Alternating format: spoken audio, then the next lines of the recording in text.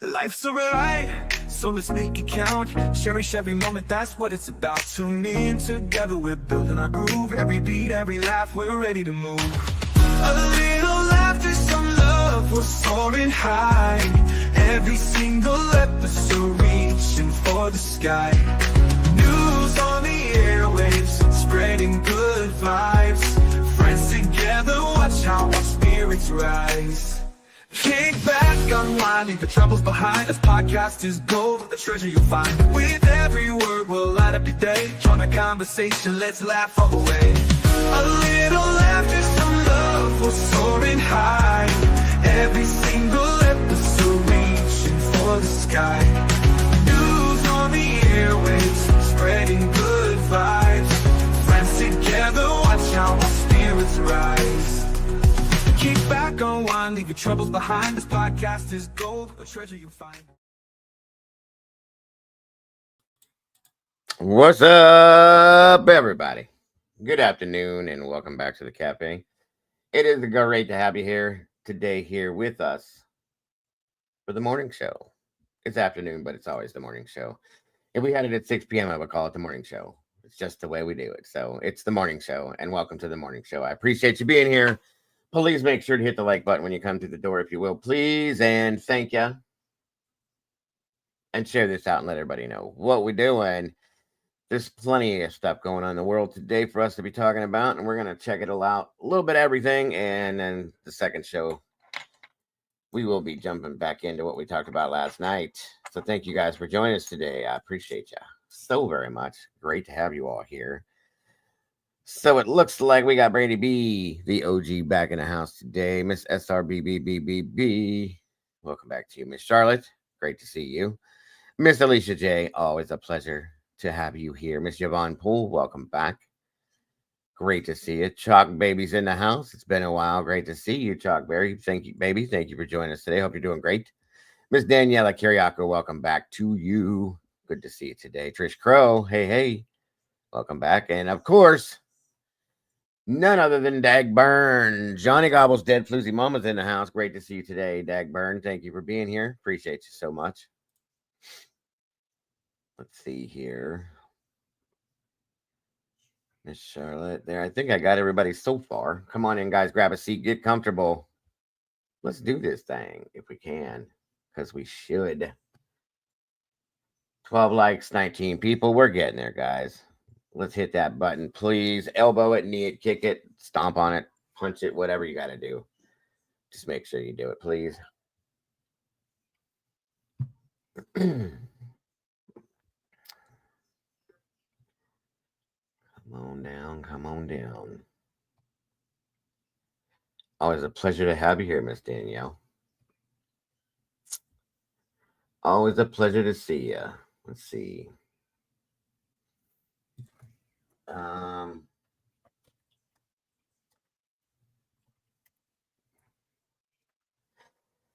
Excuse me.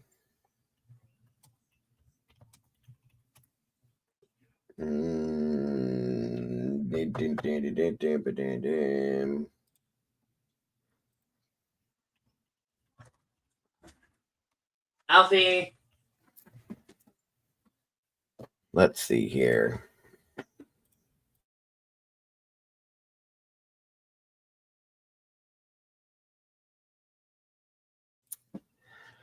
That hurt. Come on in, everybody. What's up, Willie? Jacob Monster, good to see you.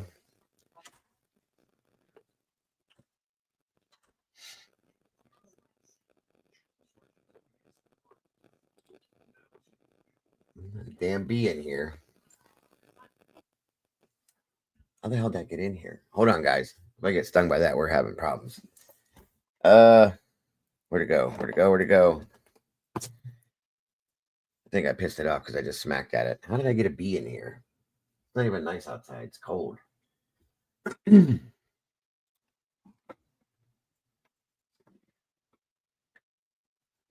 you see it? Open the door. See if it'll go out the door. Sorry, guys. I'm talking to my son. Is that it? Don't pay no attention to me, folks. I'm sorry.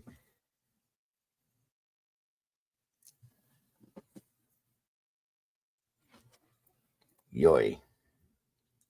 Welcome, Lady Bob. Good to see you today. Willard's in the house. Good to have you here, buddy.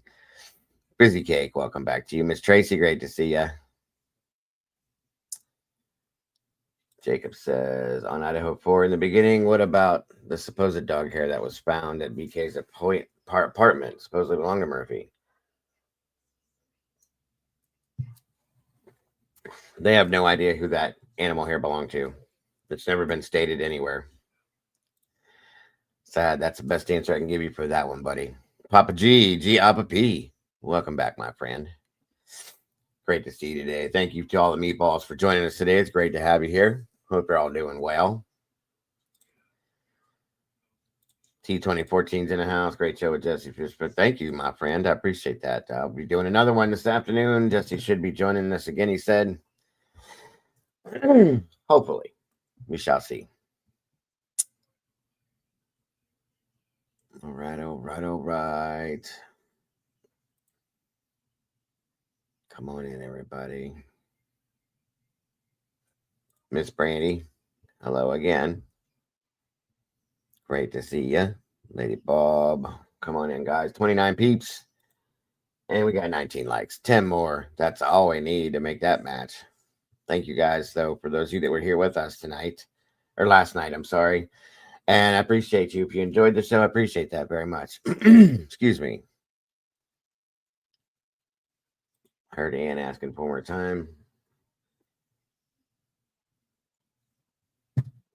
Well, she also, if you remember, Willie, she was saying that she had an expert look at the discovery that they finally received, although she's been asking for it. She's been asking for it for 2.5 years. So she finally gets the discovery, and it's all over the place. And the expert came in, looked at it, and said that that's 3 years worth of discovery to go through. How's she going to do that? How's she supposed to do that and give Brian a fair trial? So there's the problem with that. It's why she's asking for an extension. I can understand. Captain Jenks, good to see you. Thank you so much for joining us today. I agree. Mine too, SRB. Jen Seven's in the house again. Great to see you, Jen. Thank you for joining us. Oh, I can guarantee you it didn't match Murphy, or they would have had a hell of a lot more on Brian. That would have came out already.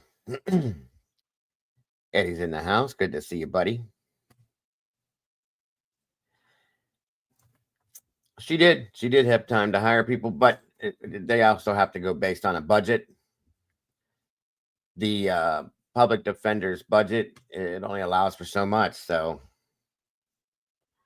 yeah, I think she had to ask that permission, I think, in the one hearing, and he did. You're right. I believe she has, and that's what they've been working on. But I think she's still asking for extension. I don't think she'll get it. She should either get that, or like I said last night, either that or take the death penalty off the table. Based on what happened with the leaks, that definitely needs to happen. Something needs to give. Welcome, Rowena. Good to see you.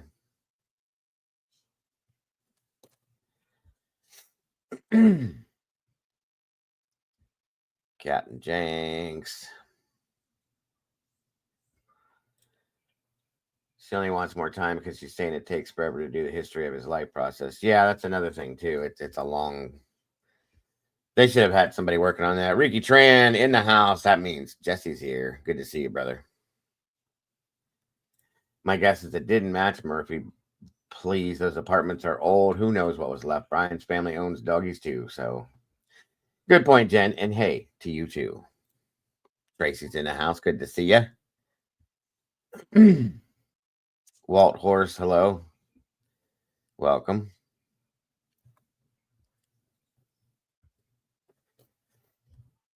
No, I understand. But she's probably the best of all there. And she's no longer, from my understanding, listed as a public defender anymore. So I don't know. I don't know what's going on with that situation. It's wild. It's a good point, though, Willie.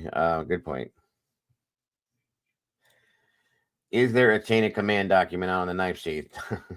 No, there's no. That's one of the biggest issues I have with the knife sheath is the the chain of command. If there is one, I've not seen it, and I don't know. Miss Kaylee, welcome. Good to see you from over the pond. I hope you're feeling okay. Miss Denise, welcome back to you. Yeah, and they gave her more discovery. She doesn't want to miss anything because, like she said before, she found that tip in there that leads her to believe there was 2 people with 2 different weapons. Who knows whether tips are in there or whatever else is in that discovery that she may find in there. He deserves to have it all looked at. I agree with that. You read, scan through a 40 page. Oh, Lord. Yay. Yes, it is. It is definitely. You ain't lying, bro. Welcome, Miss Donna. Miss Donna Salamander.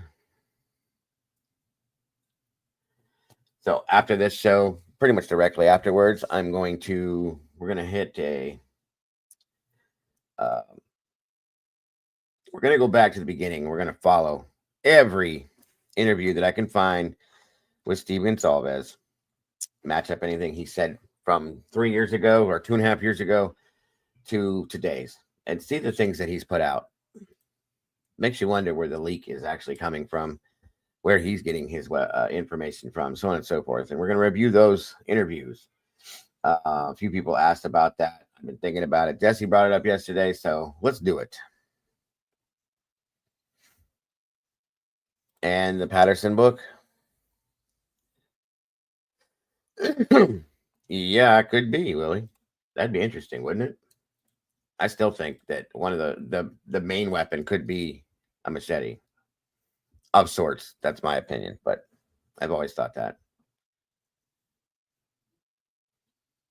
Come on in, guys. Well, whoever leaked it to Dateline gave it to James Patterson too. Yep. Interesting, isn't it? Make for a hell of a book. He's a good crime writer too. That's the crazy thing.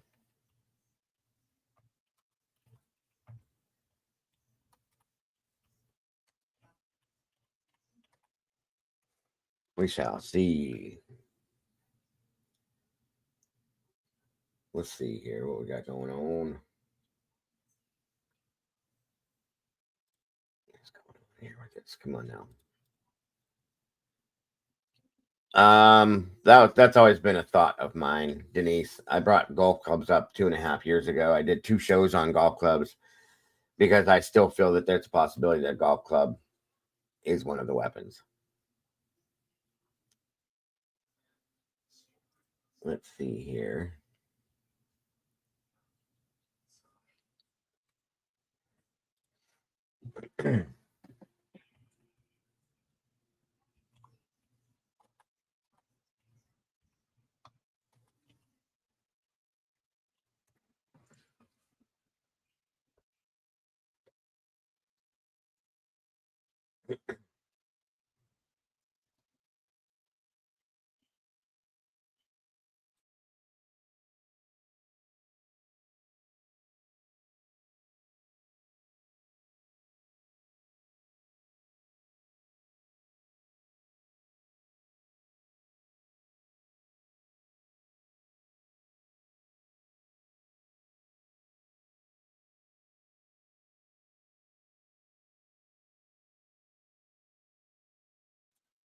Yep. Thank you, SRB. Yeah, we're gonna go through our norm this morning, check out what's going on in the news, and then we're gonna hit that up. There'll be a little, I'm sure, Idaho 4 stuff in this morning's show too. Let's see here.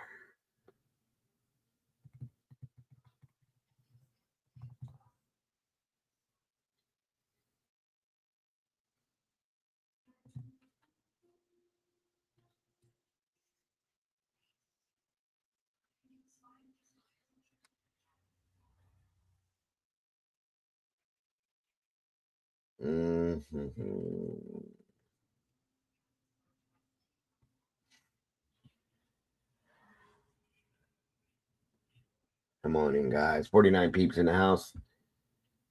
Let's see here. 29 likes. We're getting there. El Barriqua, welcome back. Phenomena Mom. Good to see you today. Jeffrey, Good day to you, sir.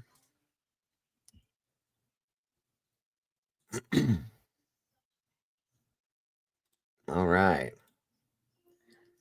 Yes, it does, Cap. Yes, it does. Yes, it does. Yes, it does.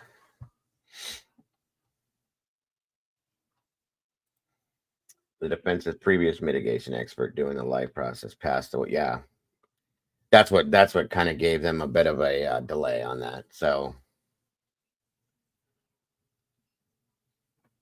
oh yeah. I have nothing but faith in Anne and the situation and the way that she's handling things. I truly feel she's got this. She got her hooks in this situation. Truly, great to see you, Wilberiqua. Mama Bear moved to Jamaica, so she will no longer be joining us. I don't know. I think maybe I don't know. No idea where. I'm just kidding, guys. I'm just kidding. She's just been really busy. Maybe that'll change here soon. I hope. It'd be nice to have her back. We'll see. We don't know. Busy stuff. Busy stuff. Again, please make sure to hit the like button, guys. Subscribe if you have not yet done it. Share this out and make sure to hit the notification bell so you don't miss anything we do. Please and thank you. Show. Like she show. All right. Let's get some things moving here. So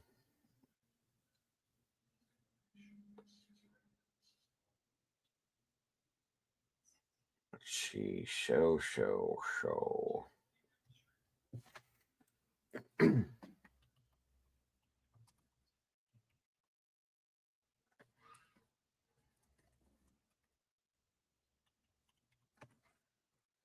Candy girl. I'm okay, Candy. Thank you for asking. I'm just not feeling the greatest. That's all.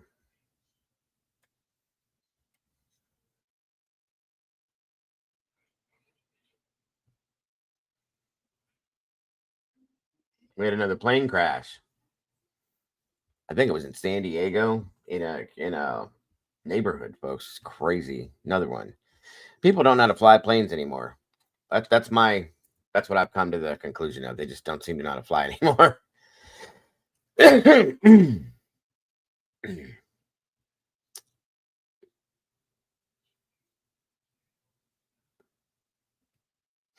Yep, I agree. Definitely kind of disappointed in him myself. Used to be a big fan of his, guys. I just can't. I gotta say, I can't follow along. Yep. Hey, Miss JC. Good to see you, dear. Good to have you here.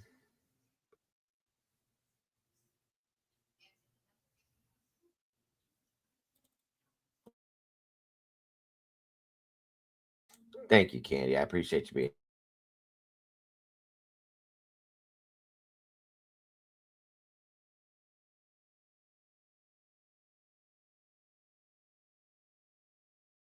Truth Seeker's in the house. What's going on, Truth Seeker? Let's see here.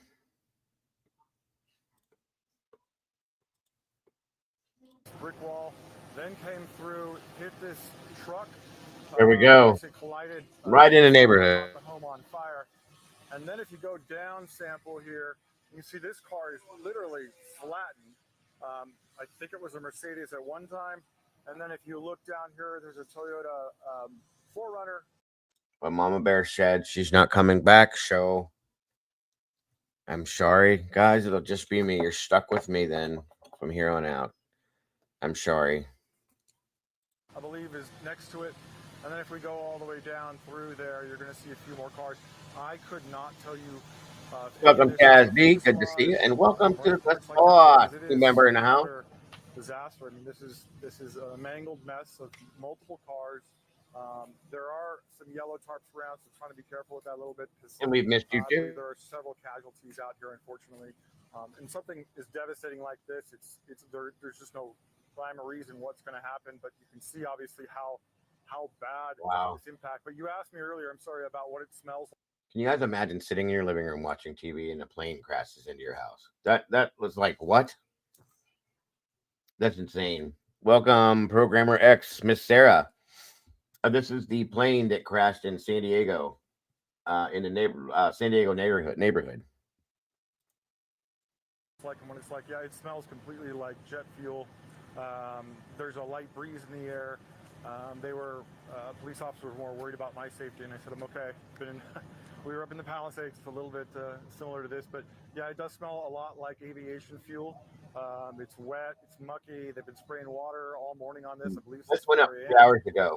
But there are, like you I believe said, this happened sometime yesterday. Down here, there's military police potentially. There's San Diego PD, lots of fire crews, and like I said, there's markers, and I mean, you can only imagine, you know, what they're going through and what they have to sift through, and then go door to door. I looked down the way. I did not see any residents. Again, this happened probably a little over an hour. I haven't heard back from Bonnie. I hope she's doing okay. I know she was struggling with some of her treatment, so hopefully she's doing all right with it. Charred roofs, and back down to here. I'm gonna again go with, this is probably the end spot right here, where it came to a rest, or what left of it came to a rest. Because if you look down the street, there really is. I'm sorry, guys. I have this turned up as loud as I can. Let me double check something real quick. Hold on.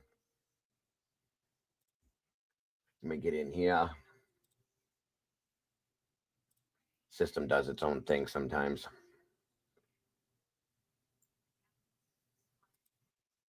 Bear with me.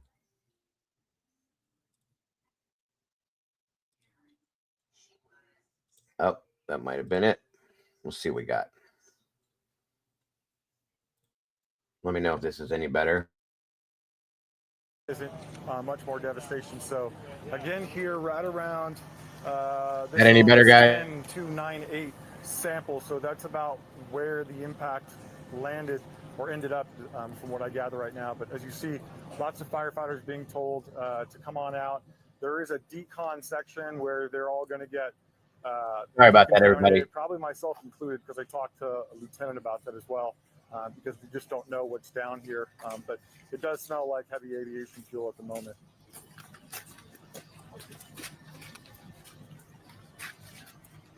I know, right? Can you imagine if we had cars that were flying? Imagine what that'd be like. Good God. They're still talking. Do you want to tell me off camera? I'm not going to relay it. Yeah, I'll tell you off camera. Okay. Yeah, I see it on the yellows. I got it. I got you. Good morning, Lucy Morning Store.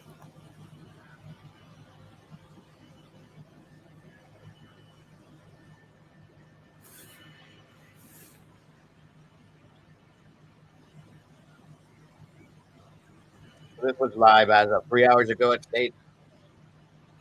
At the scene. Let me get some a little bit better coverage for you guys to understand what's going on with this here.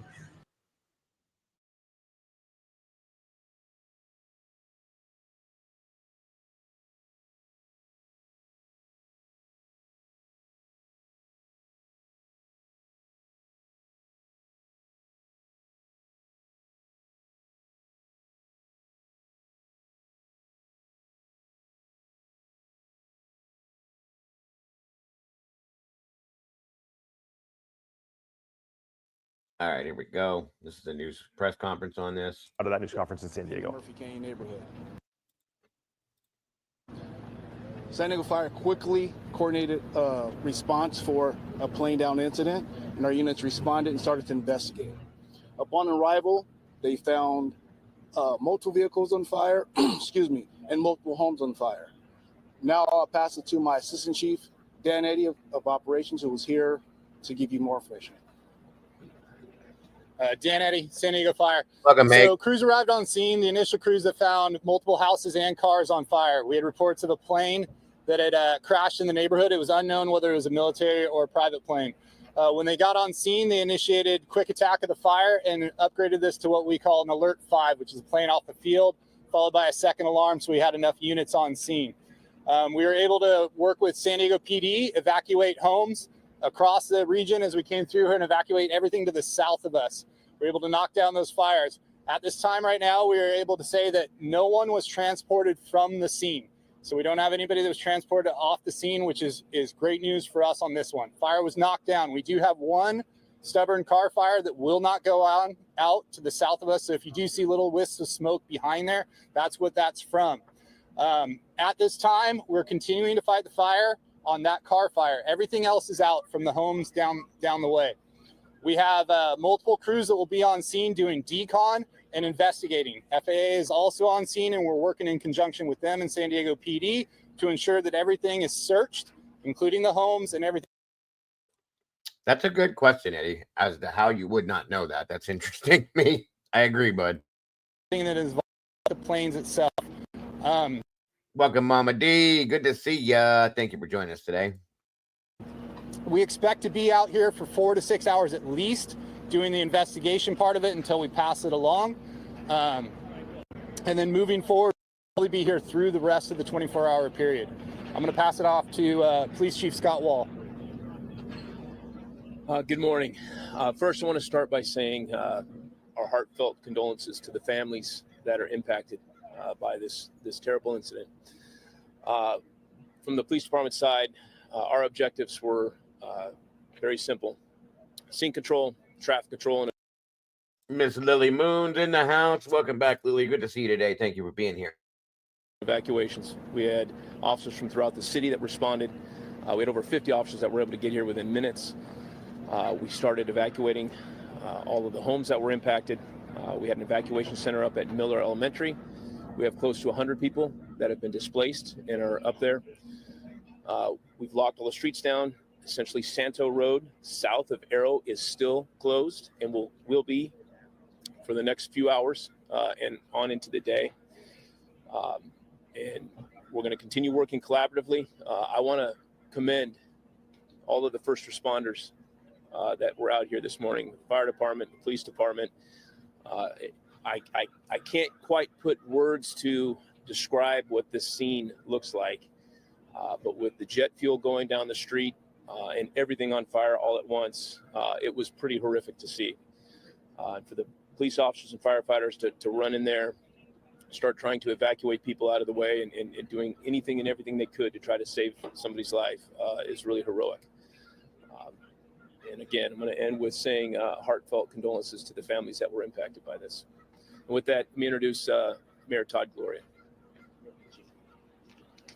Thank you, Chief. I also want to extend the condolences of the city of San Diego to the passengers aboard the plane's families impacted on the ground. We will be continuing to keep you all posted throughout the day as more information becomes available. But what I can tell you right now is that we have had an extraordinary response effort here led by San Diego Fire Rescue Department, the San Diego Police Department. But what you've seen is a collaborative effort with county, state, and federal partners, as well as our partners in the community. We have representation here from the Red Cross, the San Diego Humane Society, and other key partners that are making sure that those who are impacted here on the ground have the support they need. And that's what I want to say is that our city will be supporting these families who are impacted here. They're part of the military community that makes up our city, the proud partners of our community. And we will support them for as long as it takes to make sure that we get back to good here in Tierra Sana.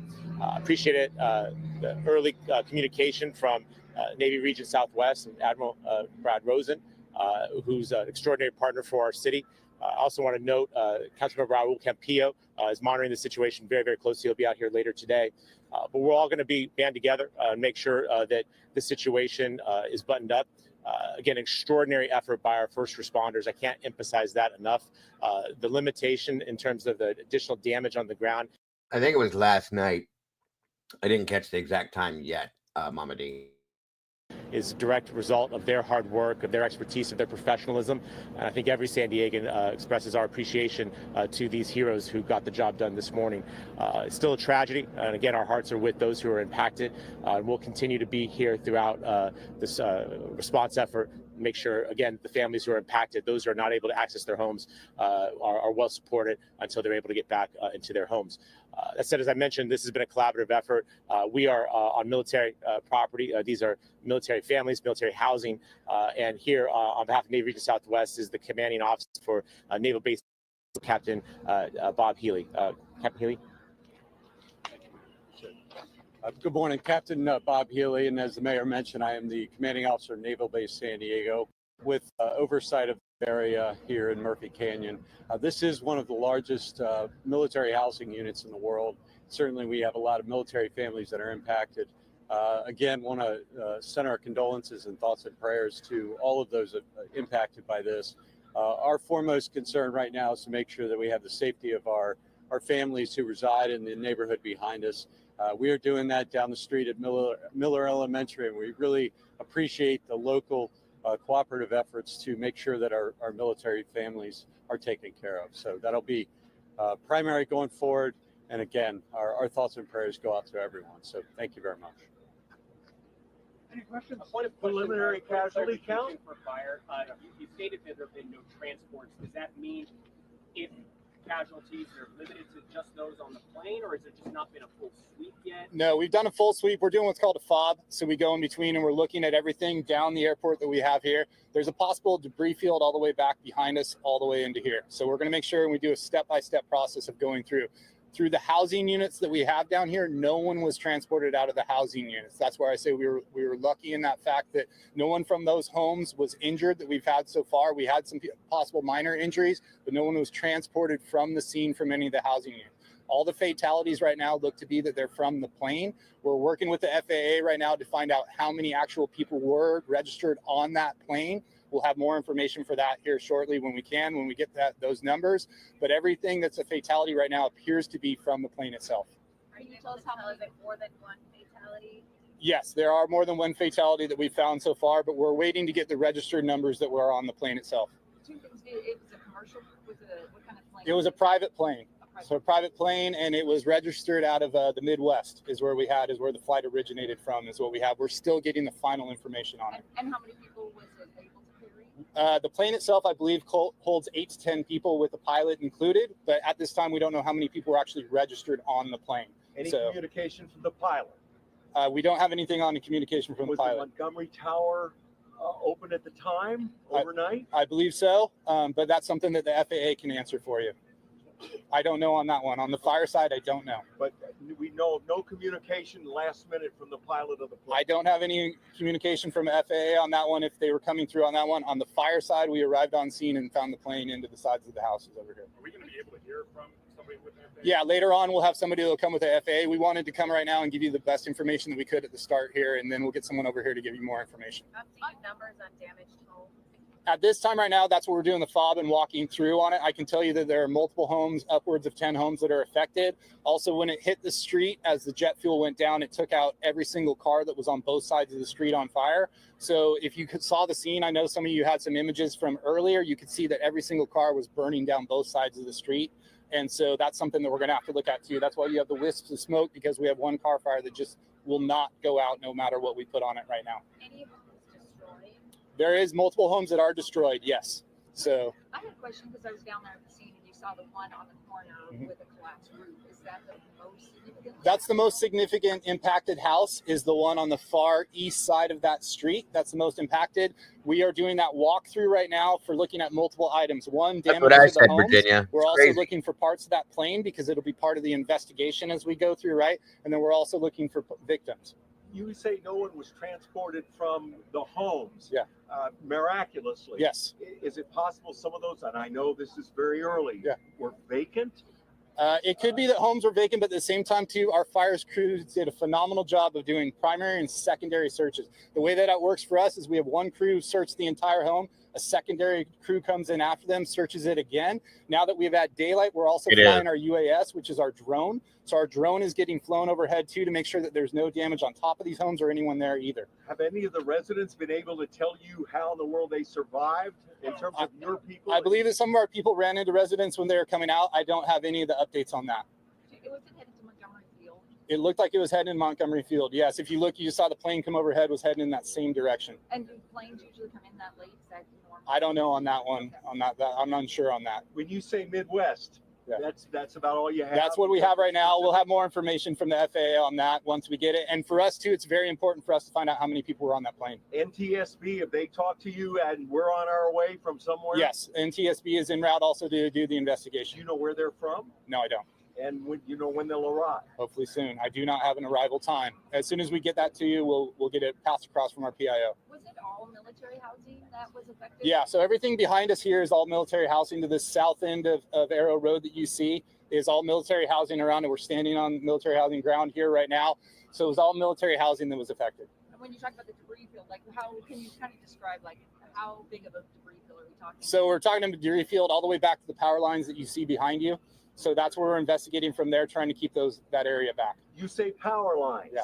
Possibly, I know you don't want to speculate without the FAA or NTSB, but there's a debris field from power lines that are nearby. Yeah. Can you be more specific? So as you can see behind, there's a clipped power line behind us back there. We're trying to figure out if that was involved from the plane. That's something that they'll be investigating also. I don't have the exact numbers as to if it did hit it or not. The nature of the debris below the power line would indicate. That's what we're looking at right now. That's where we're sending. That's why we're sending our second FOB crew to see if it does affect it or not.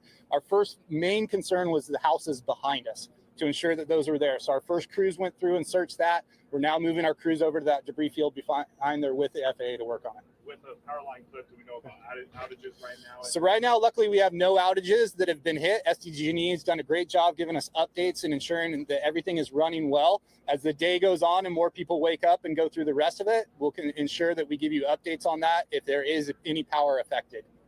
I know San Diego Humane Society is here. We've seen a number of animals carted out of the neighborhood. Can you tell us anything about those animals? I don't have number of. It's not showing. What happened? I thought it was showing. Sorry. Hold on. I pushed the wrong button again. You know, I'm not supposed to hit buttons. Of animals, I can get that to you, absolutely. If they were hurt or if they're... I don't have that either. My main focus was trying to ensure that we had all the people out of there first, but I can get you all those numbers here shortly. Do you know whether EMTs were treating people there? We were over at a self-evacuation center, and there were people with burned feet, for example, just trying to get out of their homes. Yeah. Did you have people on the scene actually treating people? Yes, we had people on the scene treating people. Nobody was actually transported. The people that were over at your scene were brought back to the scene, treated. They were not transported to the hospital. They decided to sign out. Any other questions? I think maybe for Captain Healy, what sort of services are available for the folks that are impacted back there? Yeah, certainly. We've had a community-wide effort to really bring a lot of services we need. I know the USO, the emergency services for the city is, and I've also had multiple organizations reach out, connect and find ways they can connect with our families. So we're using Miller Elementary as that staging ground right now. And certainly there's a lot of things that we're gonna have to look at moving forward for families to rebuild, you know, their lives and their homes and things like that. Anything that somebody wants to do to help, who can they coordinate with? You can coordinate with the base, Naval Base San Diego Public Affairs, and we'll take it from there. How are the evacuated families coping? They're coping well. Certainly they're shocked, and you know, to wake up to this, so certainly we're going to be by their side to make sure that they're properly cared for, as anyone would expect, and really appreciate the community-wide effort to support us in that endeavor. I don't know if you can talk to this, but we talked to some of the military folks who live in the neighborhood, and they really jumped into action to help their neighbors. Probably a lot of their military training could have really helped out in a situation like this. Yeah. Well, like the gentleman standing behind me, I mean, we're trained to act, you know, in crisis mode. So many of the you know, the sailors, Marines, and others that you saw really, you know, stepped in and took action and got the families out. And certainly the first responders jumped on the scene very quickly to support us. So team effort. Captain, as the day goes along, is it possible there could be another evacuation center beyond Miller? Or is that the official one right now? And we think at this point, that's going to be the only one at this point. Sir. I have one quick question just to clarify on the fatalities, and I know that you're looking at the plane, but is it accurate to say you believe that multiple people? It's accurate that multiple people believe we have multiple fatalities. From what we've found so far on scene, we do believe we have multiple fatalities, but we're going to have to go through and take our time and ensure that exactly what we have. Okay, guys, thank you for being out here and helping us get information out. We'll try to have another briefing before 11 o'clock, so I'll stand by for that. Thank you, guys. Thank you, gentlemen. All right, let me give you another shot.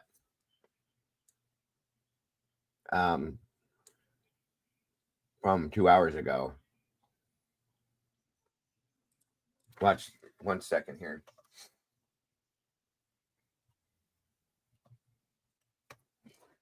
One second here. Sorry, everyone.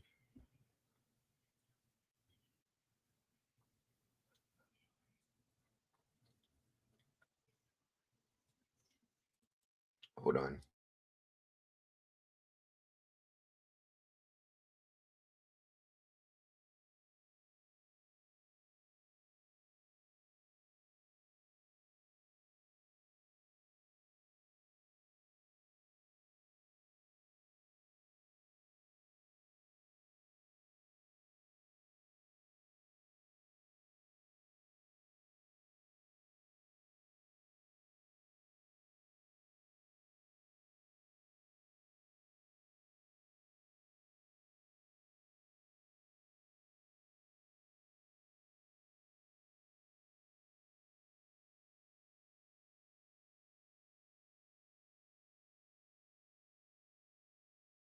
Hold on. I'm trying to find this other video I had just a few minutes ago. It's pretty wild.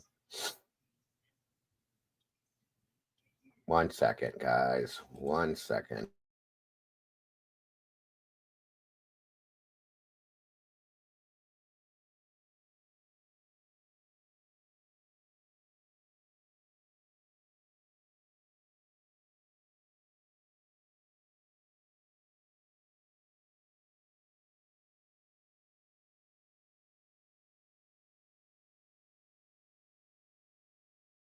Give me a second here.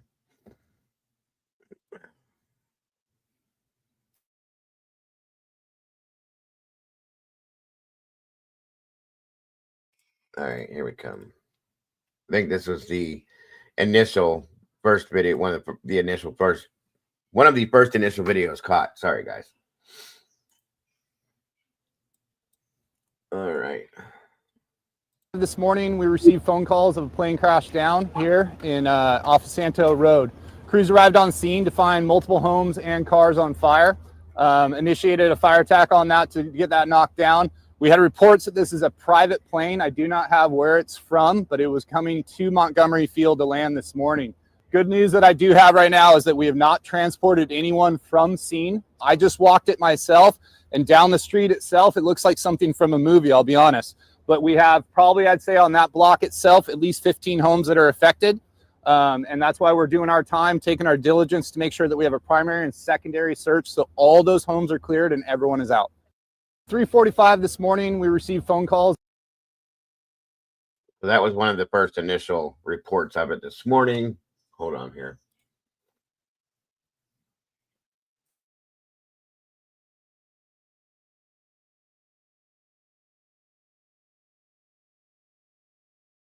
I believe it's considered Murphy Canyon, I think, in San Diego. Moto Man, what's happening, bro? Good to see you today. Thanks for joining us, everybody. I appreciate you being here. 63 peeps in the house, guys. Please make sure to hit that like button. To some more breaking news that we're learning about a small plane that has crashed into a San Diego neighborhood. This is some live video. You see, it looks like there's an interview there. If we hear this person talking, we will pause and listen in. But again, this apparently happened just a few moments ago. The San Diego Police Department confirming a crash that happened in the city's Murphy Canyon. Let's listen in. The line of approach for the landing strip is in our, it runs right down our street. So we constantly see them fly overhead of us. Like I said before, they don't give private pilot's license to anybody. They did an amazing job with him. He did an amazing job. He put it down exactly where you have to put it down with minimal casualties. I'm not sure if he made it. If he didn't make it, I'm very sorry for the family. But to think that, you know, he landed in the middle, he or she landed in the middle of the street, this could have been so much worse, especially with your home being on that same road. Of course, that's the immediate worry is everybody's safety. Like I said, it was my family first because they're immediate to me. They're my most nearest and dearest. But like the Marine Corps, we care for all types of life. So we immediately started running out and looking for neighbors, waking them up, getting them out of bed, making them aware of the situation at hand. How old are your children, and what was going through your mind trying to protect your family? You know, especially as a military member, you train for emergency situations, but I imagine it's a little different feeling when you're talking about your own family. Definitely. I mean, so my kids are 3 and 1, male and female. Luckily, there was to my benefit that they were little, so I can get them out quickly. But as far as training goes, I mean, safety's first. Keep cool under chaos, and just constant thinking ahead. What's next? What can I do next? What can I do from here? What's my impact on these people? And what's been the overall feeling of the rest of your neighbors? Was everybody as calm as you? I mean, it seemed when I was over there trying to get closer to the scene, it did seem a little chaotic. So can you tell me what you saw, and now that you're here, how you're feeling? I mean, so this is a military household, like complex, right? So there's at least 1 service member per household, but that's 1 for a family of 5. So it's 4 civilians to 1 military member. So they're not used to seeing chaos. They're not used to seeing emergencies like this. So they were panicked, kind of started giving direction to come here, to gather here, so that they can have a safe point. I noticed that the fuel was running downhill, so I directed everybody uphill so that they can get somewhere safe. All right. Well, thank you so much for joining us. I know your kids are getting antsy and they need to get to bed. But I appreciate it. You're listening into a live interview right there with someone who lived in that area. Once again, this is Murphy Canyon. So a small plane crashed. Now we are unsure if how many people were hurt or killed in this. We are still working to learn those details right there, but definitely a scary situation this morning. Absolutely. And keep in mind, this is on the West Coast. So 3 hours earlier, it's 5:35 there now. So you might imagine that many people were either sleeping or just beginning to start their day when reports of this surface. Again, a small plane crashing into several homes in San Diego. We'll continue to monitor this and bring you any updates as we get them into our newsroom. They really do, Yvonne. You are absolutely right. They have some of the dumbest questions I've ever seen. All right.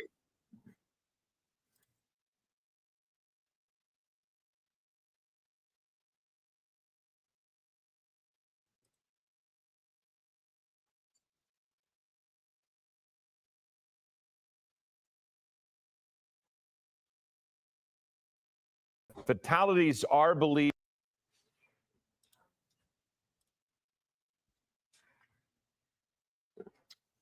Don't know why it cut out. Hang on. They're doing a aerial view so you can see how bad the damage is. If it'll play. I don't know what the hell's going on now.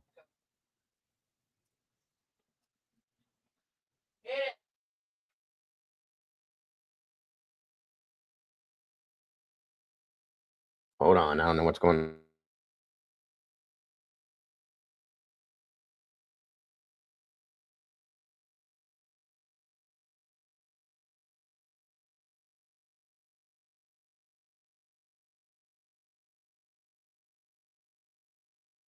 Give me 1 second, you guys. I don't know what just I don't know what just happened.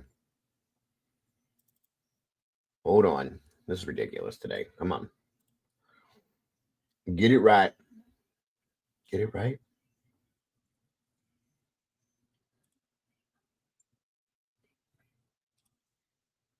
Close that. And that. Good Lord. 1 minute. I don't know what just happened here. Welcome, Tracy. Good to have you back.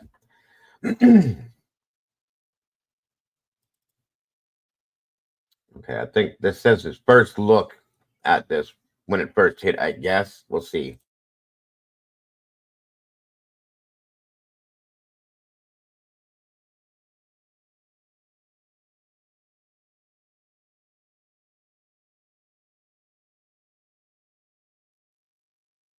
All right, let's see if this helps. Supposedly, this was right after it happened.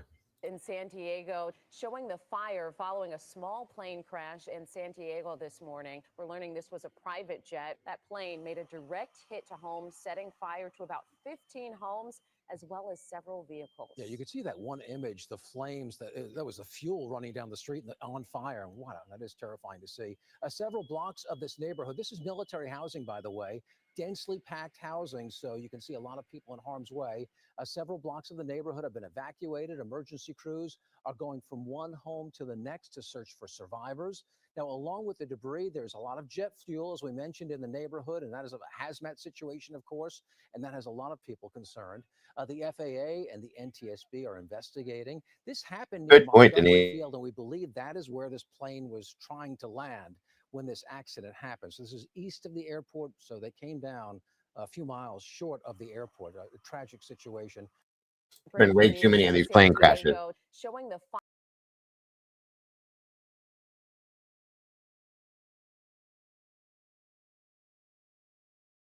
Way too many plane crashes happening lately. This is crazy stuff, folks. Hold on here. Let's see what we got. Anything else here? I don't know.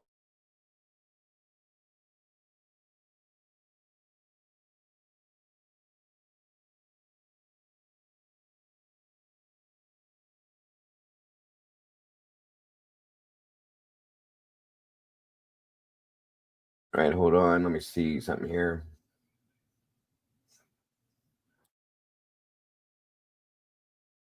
That's pretty much it, you guys, thus far. I'm sure there'll be updates later giving us possible, answers as to what happened and how many people actually have passed from this, sadly. This is crazy stuff. Crazy.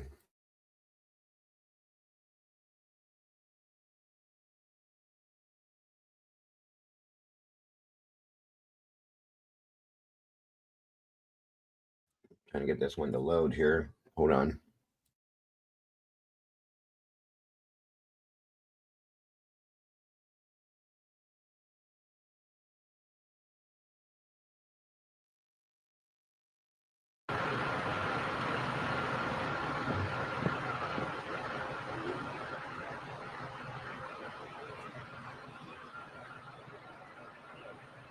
Welcome, Miss Rose. Thank you, Dr.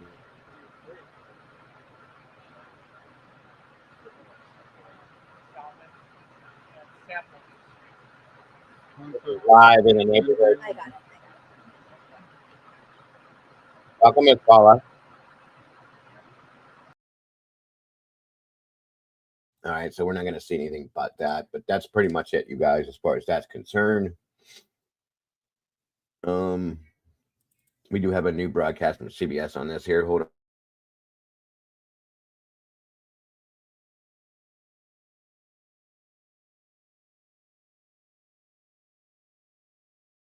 Talking about the heat from this, guys. The jet fuel plane, fuel for planes it burns hot. Typically, it's hard to put it out with water too, which is probably why they're fighting on that. With the jet fuel, you have to use foam, or it just doesn't go out. It's crazy.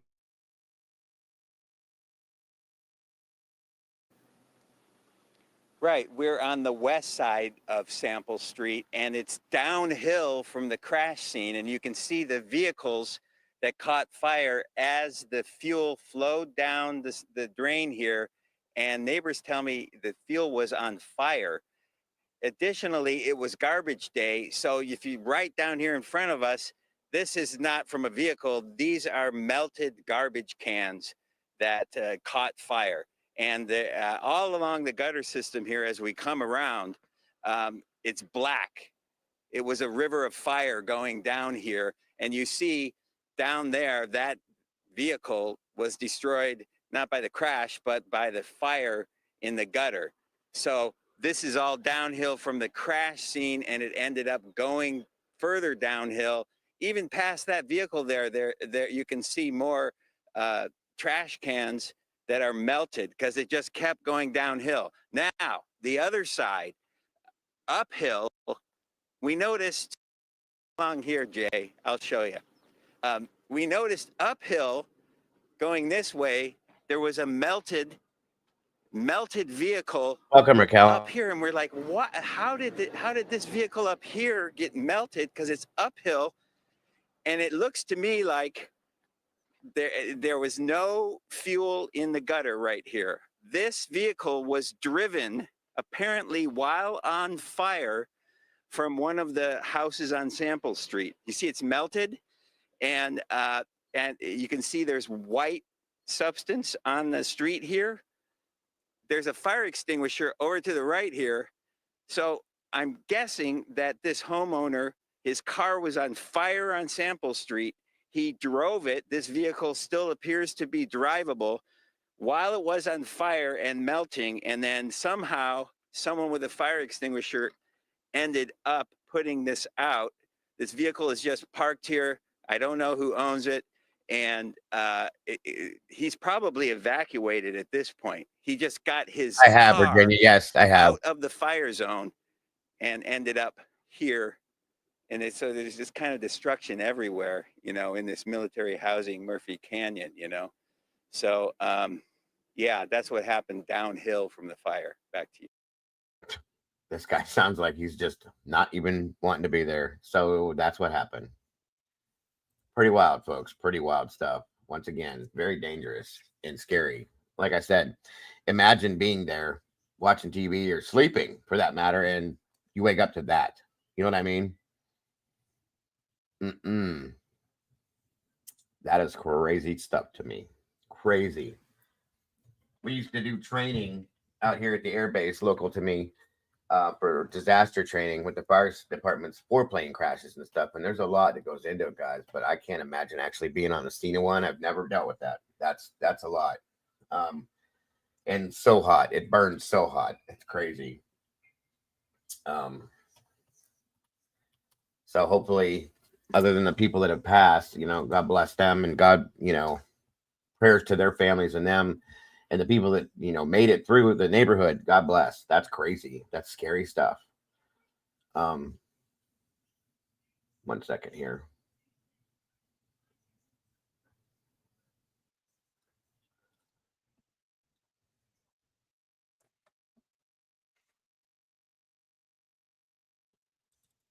All right, guys, I got something new to review with you guys in regards to Jack and Lily Sullivan, the two missing kids out of Nova Scotia, still missing. No real new updates, but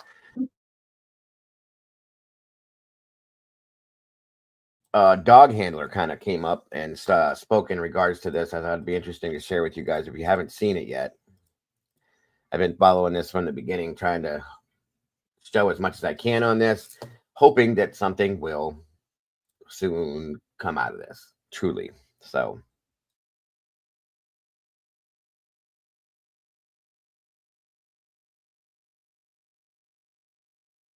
After nearly 3 weeks and 8 full days of scouring Lansdowne Station, there's still no sign of Lily and Jack Sullivan. Glenn Brown is having a hard time wrapping his head around that. The retired RCMP dog handler of 26 years says it's baffling to him the children are still missing after such wide-scale searches that included upwards of 160 search and rescue personnel, dogs, helicopters, and drones. I find it hard to believe that a 6 and 4-year-old would just disappear like that. I guarantee you, if I was still working today, that'd be the thing you'd be racing around your mind all the time. Like, where would they have gone? Like, we have done everything. I think the last thing I read, they searched the square kilometer area, 5. I'm going to be honest with you guys at this point, and I told this to some of my mods the other night. I'm pretty much dead set on this now. I think somebody took those kids out of there. I do. From the way that the dog followed the scent to the driveway and then just stopped dead, I think somebody took those kids out of there in a vehicle. That's what I think happened at this point. That's why I believe they're not on that property anywhere. They haven't been. I can't tell you exactly how long it's been, but I don't believe they've been on that property for a while. Okay. And I truly, at this point, am comfortable saying I think somebody took those kids in a vehicle off that property at some point. There's no way in hell they wouldn't have found something at this point. Going on we're 3 weeks in. Come on. Okay. So something's not right with this. at all. And I feel so bad for these searchers because they just keep going back and there's nothing. They're not there, and it's like a wild goose chase. There's nothing for them to look for because they're not there, but they're going to keep trying until they find something. So as we know, the mother restarted her Facebook page yesterday. We haven't heard anything from Daniel Martell, the stepfather. It's just a really strange situation, the whole thing. So I don't know what to think at this point. Kilometers? That's a big area. And that's meticulously searched. The children were reported missing from a home on Gerlach Road on May 2nd, sparking a 6-day search that was eventually scaled back. Then, over the weekend, 115 search and rescue crew members were called back. RCMP have not said what prompted them to return, but Brown says it's not unusual to restart a search. He says there are a number of reasons police may call crews back, including tips or new evidence. But if that was the case, A good point, that SRB. information likely was not known by the search crews or even police officers on the ground. They may tell them. They made it into the driveway. I don't know how far up the driveway they got, but then it just stopped. Dead right there. It stopped. That's why I think somebody took them out of their inner vehicle. That's my thought. Just saying. We got a tip, and we just want you to go in that area and search and see if you find anything. They're not going to tell you exactly what is in the tip. It's not going to do it. They don't even tell their own people that, unless you are in the know, right? Unless it's like you're in that investigative group. RCMP's major crime unit has been involved since the day after the children disappeared. They say every missing persons investigation is considered suspicious until they have reason to believe otherwise. An RCMP spokesperson would not answer specific questions about this latest search, but says officials will be reviewing the information collected and determining next steps. Allie Thompson, CBC News, Halifax.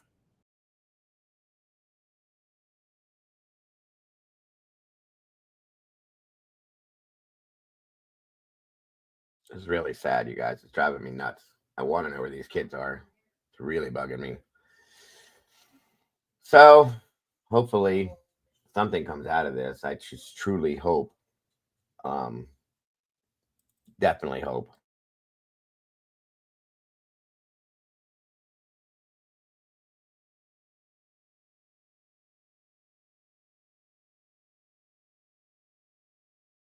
I've been running some of these things the deception detective has put up here, trying to see what everybody thinks about this scenario. This is another one that was dropped as of last night.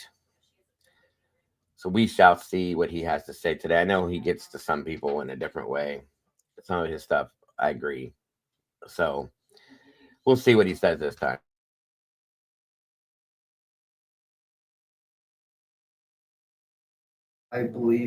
We believe our private investigator. We believe that there's certain parts of her story that don't make sense. For now, I really hope she's out putting up posters, considering that she's responsible. Prove to the world or prove to us that we even care. You're a ghost. You should be ashamed of yourself. He's been going back and referring to a case that we covered already, Dylan Eller, that disappeared at the same place. He did one, I'm pretty sure this is a different one. He did one that we reviewed yesterday in regards to Dylan's case as well. And he keeps referring back to Dylan's case because it was the same area and almost the same type scenario. They just poof, disappeared. So I think this is another reference to Dylan's case to see if what the parallels might be per se. Yeah, that's how I am, Cap. I disagree with some of the stuff he says, but some of the stuff he does say makes some sense. So I just been kind of taking and leaving. You know what I mean? That's the biological father at the center of a suspicious Canadian missing child case. Except it's not Lily and Jack Sullivan, the one I've been analyzing almost every day since they disappeared. It's actually a different one with eerily similar circumstances, from the kid's age to the place they disappeared from to even the day of the year that they disappeared. The only difference is from the little I've seen of this dad, I already have lots of reasons to think that he's innocent. So in today's video, we're going to continue watching a documentary about this case to see what lessons we can learn and apply to our analysis of Lily and Jack by way of comparison and contrast. I'm Deception Detective, an attorney trained in statement analysis. This channel exposes lies and manipulation, so if that's your thing, hit subscribe. For exclusives, early access, and other cool perks, consider becoming a channel member. Link in description. If you're not familiar with the disappearance of Dylan Ayler, or you missed my last video where we watched the first few minutes of this documentary, don't worry because we actually left off right after they gave a really good recap of the case. So that's where I'm going to start us off. And then just like last time, I have not watched further in this documentary, so we'll all be in the same boat reacting to the rest of it for the first time together as we watch on. All right, without further ado, let's watch. Dylan was at his grandmother's residence on Queen Street playing outside. His grandmother became briefly distracted and turned around for a moment. And when she turned back, Dylan was no longer in the yard. So many what ifs, woulda, shoulda, couldas, like, and that'll probably be with me the rest of my life. Dorothy Parsons is Ashley's mother, Dylan's grandma. On that last day when you were with Dylan, what was he like? He was a very happy little boy that day. Very happy. And I'll never forget that little smile. I'd do anything to get that time back. Anything. This is the last place where Dylan was seen. Can you walk me through what happened on the day Dylan disappeared? I decided to bring him outside to play. So we come over to here, and I just kind of get the dog, and I got her chain. And then after I got her hooked up, I turned around, and he's nowhere. The police immediately focused on a brook behind her neighbor's backyard. Search and rescue crews battled high waters and raging currents before making a discovery that evening. Dylan's rubber boots. One was found in the brook, in Leper Brook, probably closer to the property that the family owns. And then one was found further down the brook. When the chief came in, he had a picture of boots on his phone. And when I seen them, I knew that they were his. And that was it. I started bawling and knew that they were Dylan's boots. As I said in my last video, the grandma's story concerns me, not just because she was switching back and forth between past and present tense, which is usually the sign that someone's making up a lie on the spot, or they're reconstructing a fabricated story in their head. It's also because of how implausible the story is, right? If she turned around for a split second, did the 3-year-old toddler really have time to sprint into the water without making a noise? And how vague the story is. What exactly was she doing with the dog? Where exactly was Dylan standing? It's very nebulous the way that fake stories typically are. And that's why I played that video of Dylan's dad in the intro, because the person it was addressed to was the grandma, his mother-in-law, the last person to see him alive. So the fact that he's publicly suspicious of her is a great sign that he's innocent. As I often say on the channel, parents of missing children, if they have no idea what happened to their kid, are willing to blame anyone, even close relatives, if they don't have an alibi. And especially if they were the last person to see the kid alive and their story sounds like a lie. And this has been one of my biggest problems with Lily and Jack's mother and her boyfriend since the beginning, almost ever since the day they disappeared. As I said in my last video analyzing Daniel, he's actually doing a lot of the things on my missing child presser checklist correctly. For instance, in this interview, he's allowing for multiple possibilities. Maybe the kids wandered off, or maybe they were abducted, but he's not allowing for every possibility. And when I mean he's not suspicious of the mother. And when I said that, I got lots of comments, I'm assuming from new subscribers saying, hey, DD, do you really expect these two parents to start suspecting each other or bashing each other on TV? And my answer is yes, that's what innocent people do, because all options are on the table until proven otherwise, even suspecting your spouse. And it's not at all unique. We see it all the time on the channel. For example, with Gannon Stouch's mother, Kyron Harmon's mother, or Sebastian Rogers' father. Now, sadly, we can add Dylan Ayler's father to that list of parents who are so desperate for answers that they'll turn on anyone And thank you to channel member Asacia Rose for sending me the link to that video of Dylan's dad. I didn't even know he had a YouTube channel, and it's the epitome of a grieving father if you go check it out. One last comment before we keep watching, and it's about those boots that they found. To me, at least, they seem just a little bit too convenient. The way the prop master in a movie might set little breadcrumbs so that the audience knows what happened to a character who disappeared off screen. Maybe Dylan took off his boots and scattered them before he fell into the water, or maybe the water whooshed so quickly that it tore off his boots but left all his other clothing on. Either way, it's something we need to consider as we listen on to this grandmother, because if she is hoaxing, she's doing it the way that I think the Ramseys do it, where she actually includes little props to sell the hoax to us. All right, let's keep watching. Was it like this when Dylan went missing? No, it was nothing like this. The grass. And again, guys, this is to show the other case, Dylan Ayler, is kind of showing the parallels between this case, Dylan's case, and the two other kids' case. Is much higher. The water much lower than it was the day Dylan disappeared. Oh, so the creek is right here. Yeah, the creek's right here, the brook, Leopard's Brook. Jason leads us to the exact spot where the boots were found. So one boot was found here. Where was the other one found in relation to where we are now? The other one was actually maybe 500 meters down. That's the conclusion we came to when I covered the case as well. T was that those boots weren't even Dylan's, which was strange to us. Pretty wild, I believe. I agree. Welcome, Miss Christina. Great to see you today. Thank you for joining us. In the brook, and it was emerged underwater also, but it never made it to the river. So this feeds into Salmon River? Yes, correct. And then what happens with Salmon River? Salmon River feeds into the Bay of Fundy and then into the Atlantic. The police were working on a theory early that Dylan bolted from his grandmother's house towards this brook, that his body was swept down to the Salmon River and out to the Bay of Fundy. A mannequin the same weight and height as Dylan was used to see if it was possible for a boy his size to be pulled down the creek and out to sea. But by then, the water levels had dropped significantly, and the mannequin didn't float freely without getting caught in debris. They tried it, must have been half a dozen times. What does that tell you? Tells me the brook didn't have enough power to push out some boots, but it pushed a 32-pound child out. Nothing makes sense. The science doesn't even make sense to it. The official search lasted 6 days before being called off. My dreams are horrible. My dreams are nightmares. Every dream I have, I'm searching and I find them, but I can't get to him. I just see him from behind.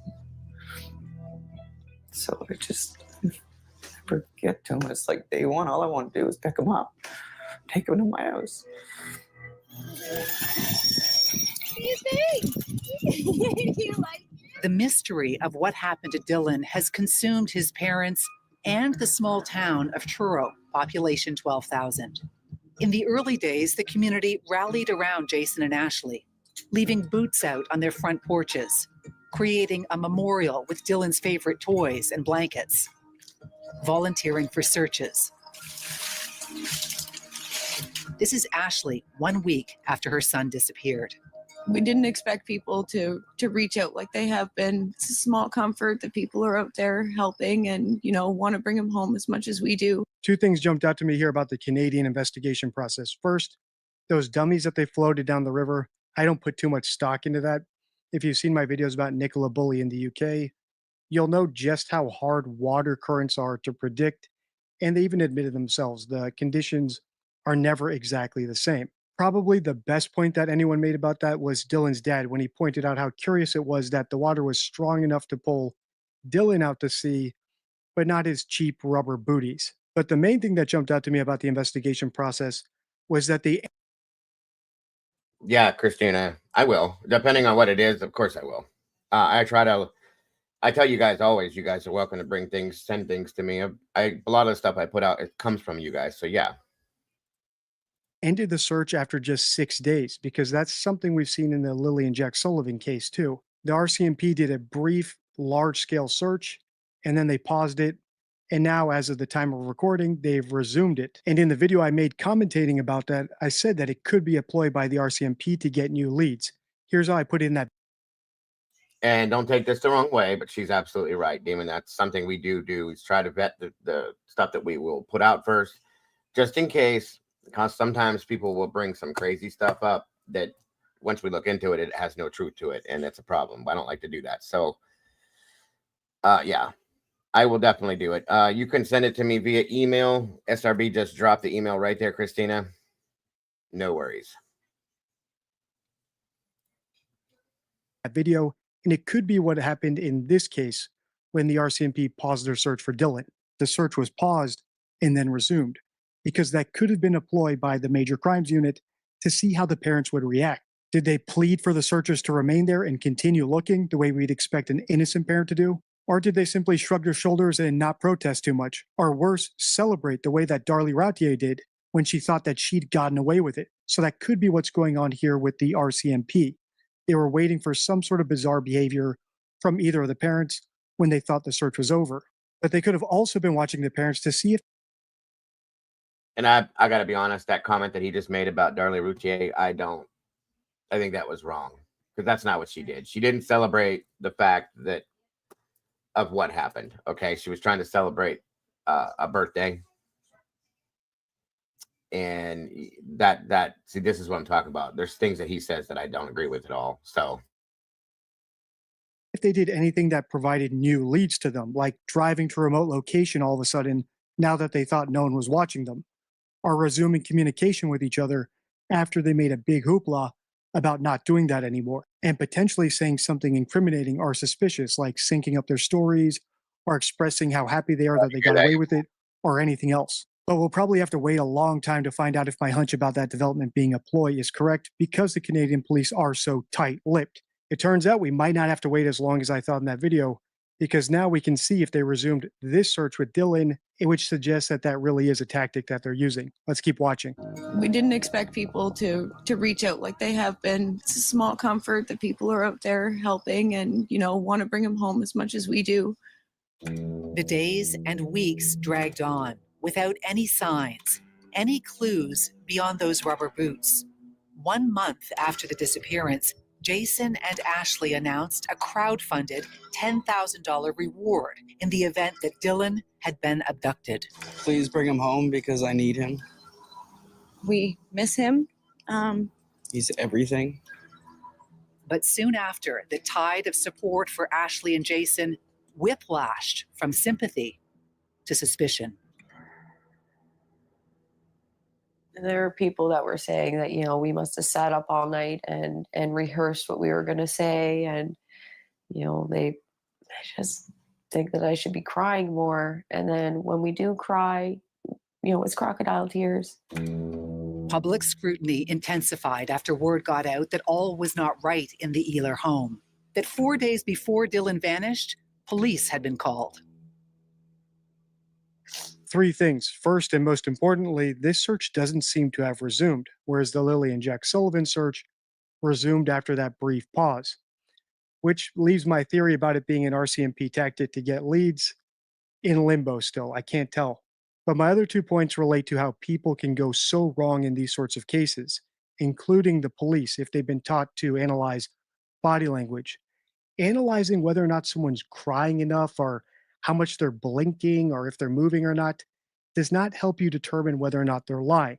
In fact, there's plenty of research, which I posted in the DD forum, showing that the more you know about body language analysis and the more you pay attention to it, the worse you become at detecting lies. So that's why I never commentate about whether or not someone's crying enough. It's too subjective and totally irrelevant. Finally, the use of heuristics like whether or not someone has a criminal record or if they told a lie in the past can take you down wrong paths as well. If you want to continue analyzing this documentary, let me know by liking, commenting, and sharing. Check the end card for my playlist and for part 1. Until next time, stay true.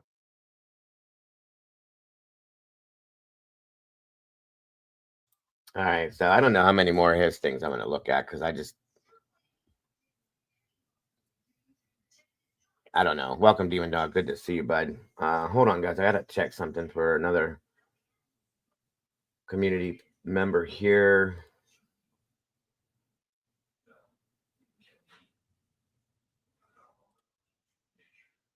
I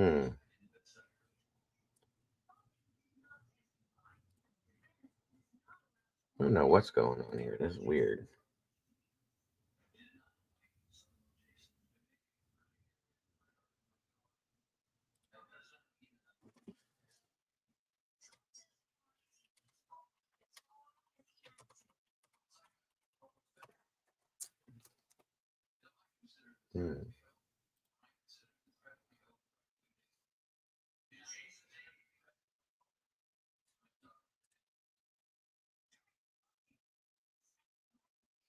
I told him to.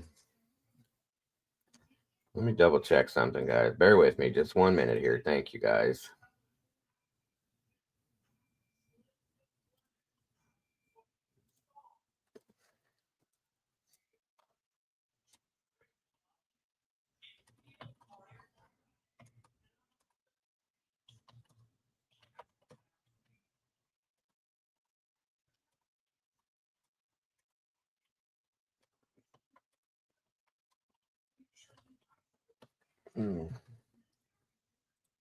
Okay.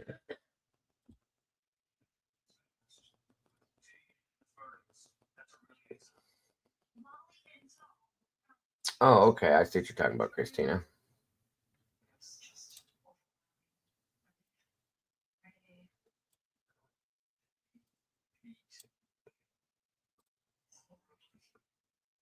$325. I can trust. Hold on here. Brian said that he thought he was blocked, Mama Bear.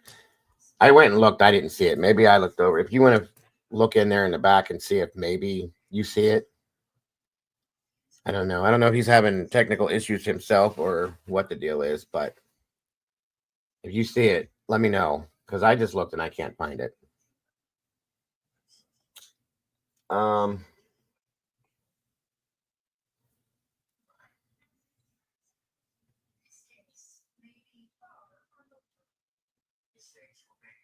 Hang on here.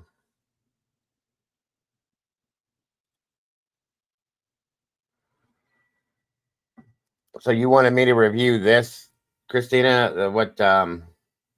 Thank you, Mama Bear. What Outcast put out? Looks like last night. Let's see what we got here.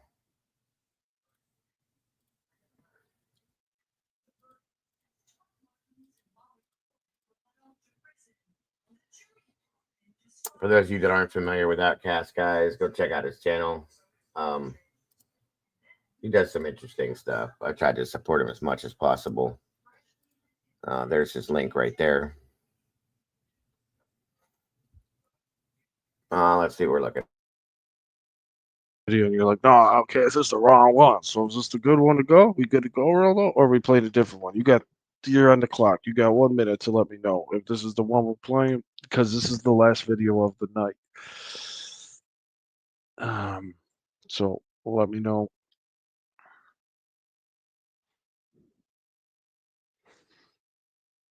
You're on the clock. Outcast, you have a new subscriber. Shout out to my new subscriber, Susie Sparkles is here.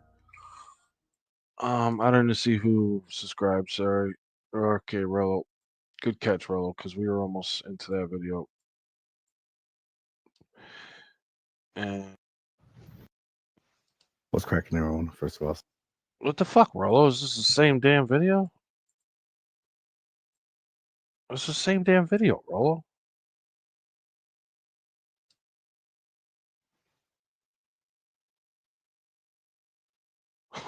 Rollo, I was just playing this video. Is it the same one or what, bro? No, you're welcome, Susie Sparkles. It's good to see you. Yeah, we all love Lena. We all love everybody, except the few that are nutcases. Okay, so this is the right video. Let me kick it back in here and get my music going. solid edge speculation, not theory, my personal opinion, and my findings is all for entertainment, and everybody mentioned here is innocent to bring guilt to the court of law. So, y'all really want to know what happened to Idaho 4? Well, These are my findings, and this is my theory. All right, trip out. Grub truck, Banfield. Yeah, I mean, what the fuck kind of nonsense is that? You're never going to solve the case with your cell phones. Sorry. Oh, yeah, well, you know that piece of drywall they were telling you about?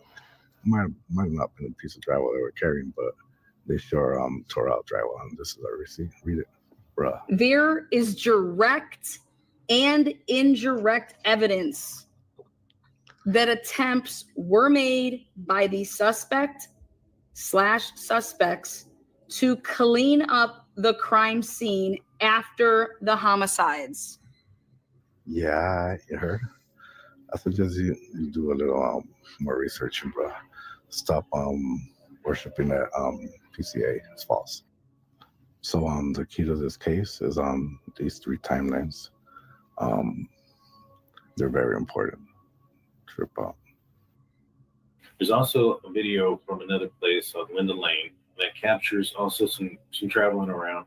Early on, there was a lot of speculation. Some people still point at this, that they can hear things throughout earlier portions of the night. I'm not sure if you have or not, but if you heard any of the audio that may be closer to the victims' homes, do you hear any of those such things? Or do you think there may be some sort of play with the audio on some of those footages? So anyone who thinks that they're... I'm just reviewing this real quick, and if it relates to it, then we'll play it later and talk about it during this The Idaho Show. That's all. breaking a case over these cameras and whatever they're hearing, it's kind of naive. It's naive to think that you heard something and everybody's going to throw this investigation off and not and overlook something that you found is so amazing. This true crime stuff is it's an eye opener.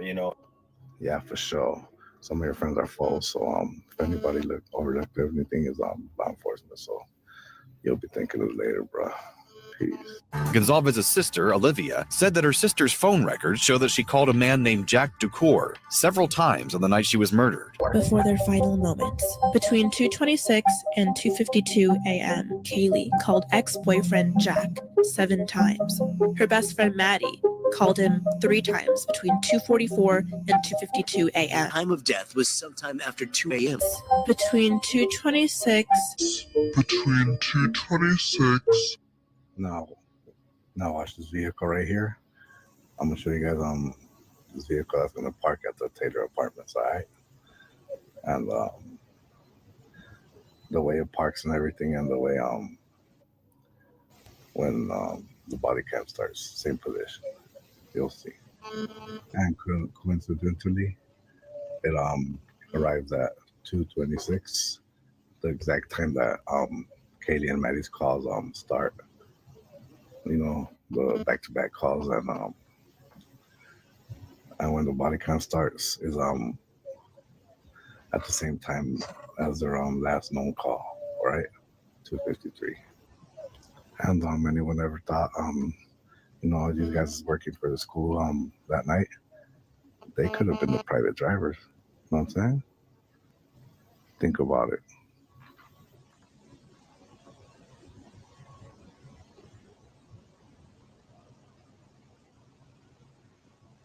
Between 2:26.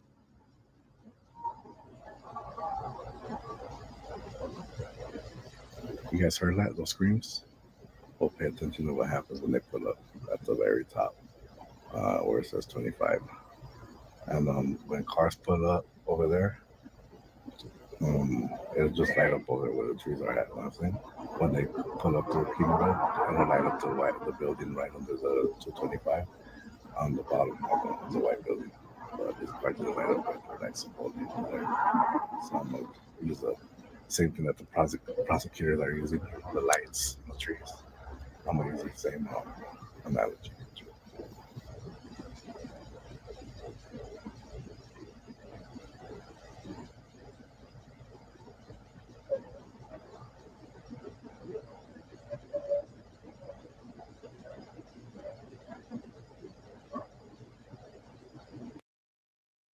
Okay, I'm not quite sure what we're getting here, but let me see.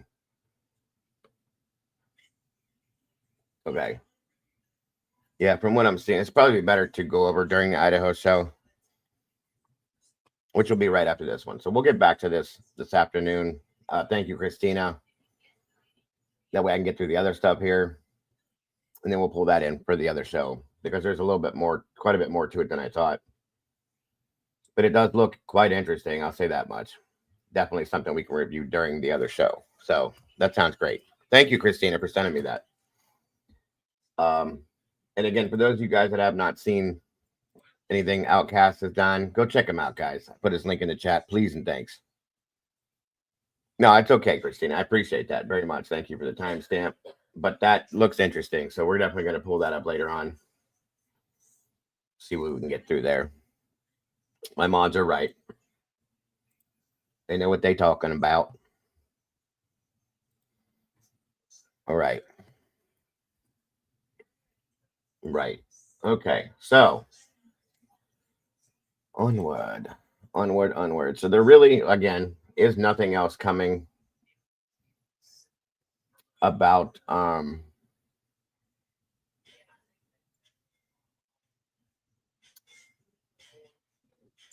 wake up, Dago.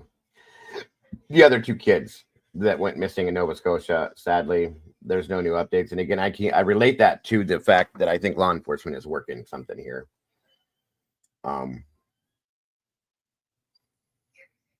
So just gotta say. Wait a minute.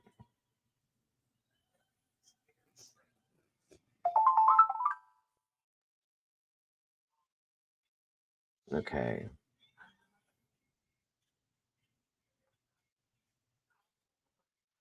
All right, I wanted to give you guys a couple. Oh, yeah, I forgot.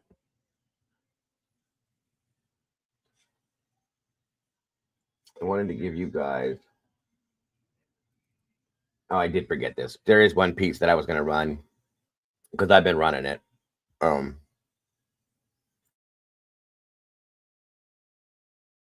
Evil Exists has been putting stuff out. This is the only other one I looked at that has anything that's a little somewhat interesting in regard to the game, depending on how you take it. So I'm gonna throw this in here and then we're gonna move on. Sorry about that. I forgot about this one. I had to look in my downloads. There we go. All right. Jack and Lily's mother and stepfather has been questionable to say the least. There are a number of red flags and certain inconsistencies that are hard to overlook. Many online sleuths are questioning whether Malaya Brooks has been watching videos online and changing her behavior accordingly. It was being said all week, why would the mother of missing children close her Facebook page and cut off talking about them, when Facebook is such a useful tool to raise awareness and keep their names and faces out there? Suddenly, she decided to reopen her page yesterday, and it continues to stay up. The stepfather, Daniel Martel, continues to talk to the media and seems very keen in keeping the case alive. He says that he wants the children found and brought home. That is the main objective. He is cooperating with police and will help with whatever he can. He is absolutely adamant that he had nothing to do with the disappearance of Jack and Lily. What are police doing behind the scenes? Do they suspect foul play? When they called off the search, it was bizarre. It's almost like they knew something sinister had happened to the children, but they needed solid evidence first before making any arrests. Major crime unit is involved, and now I heard something that I had to share with you all. It could mean that the mother and stepdad are being investigated behind the scenes, and foul play is being looked at. This Reddit user claims that RCMP stopped by his workplace to acquire any security footage of their front camera that points towards a store. They said that financial digging led them to believe that a parent had a transaction at that store early in the week. Basically meaning when the kids were absent from school, but not yet reported missing. They hope they may catch a glimpse of Jack and Lily in the car. It seems to be that police suspect the children may have been missing much earlier than reported as well. Makes me wonder what is going on behind the scenes, and if we may hear news of an arrest, or arrests soon.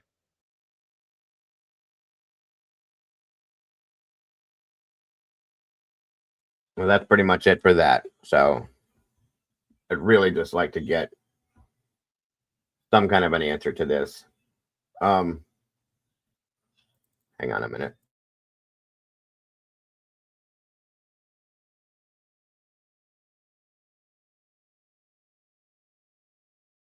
Bingo.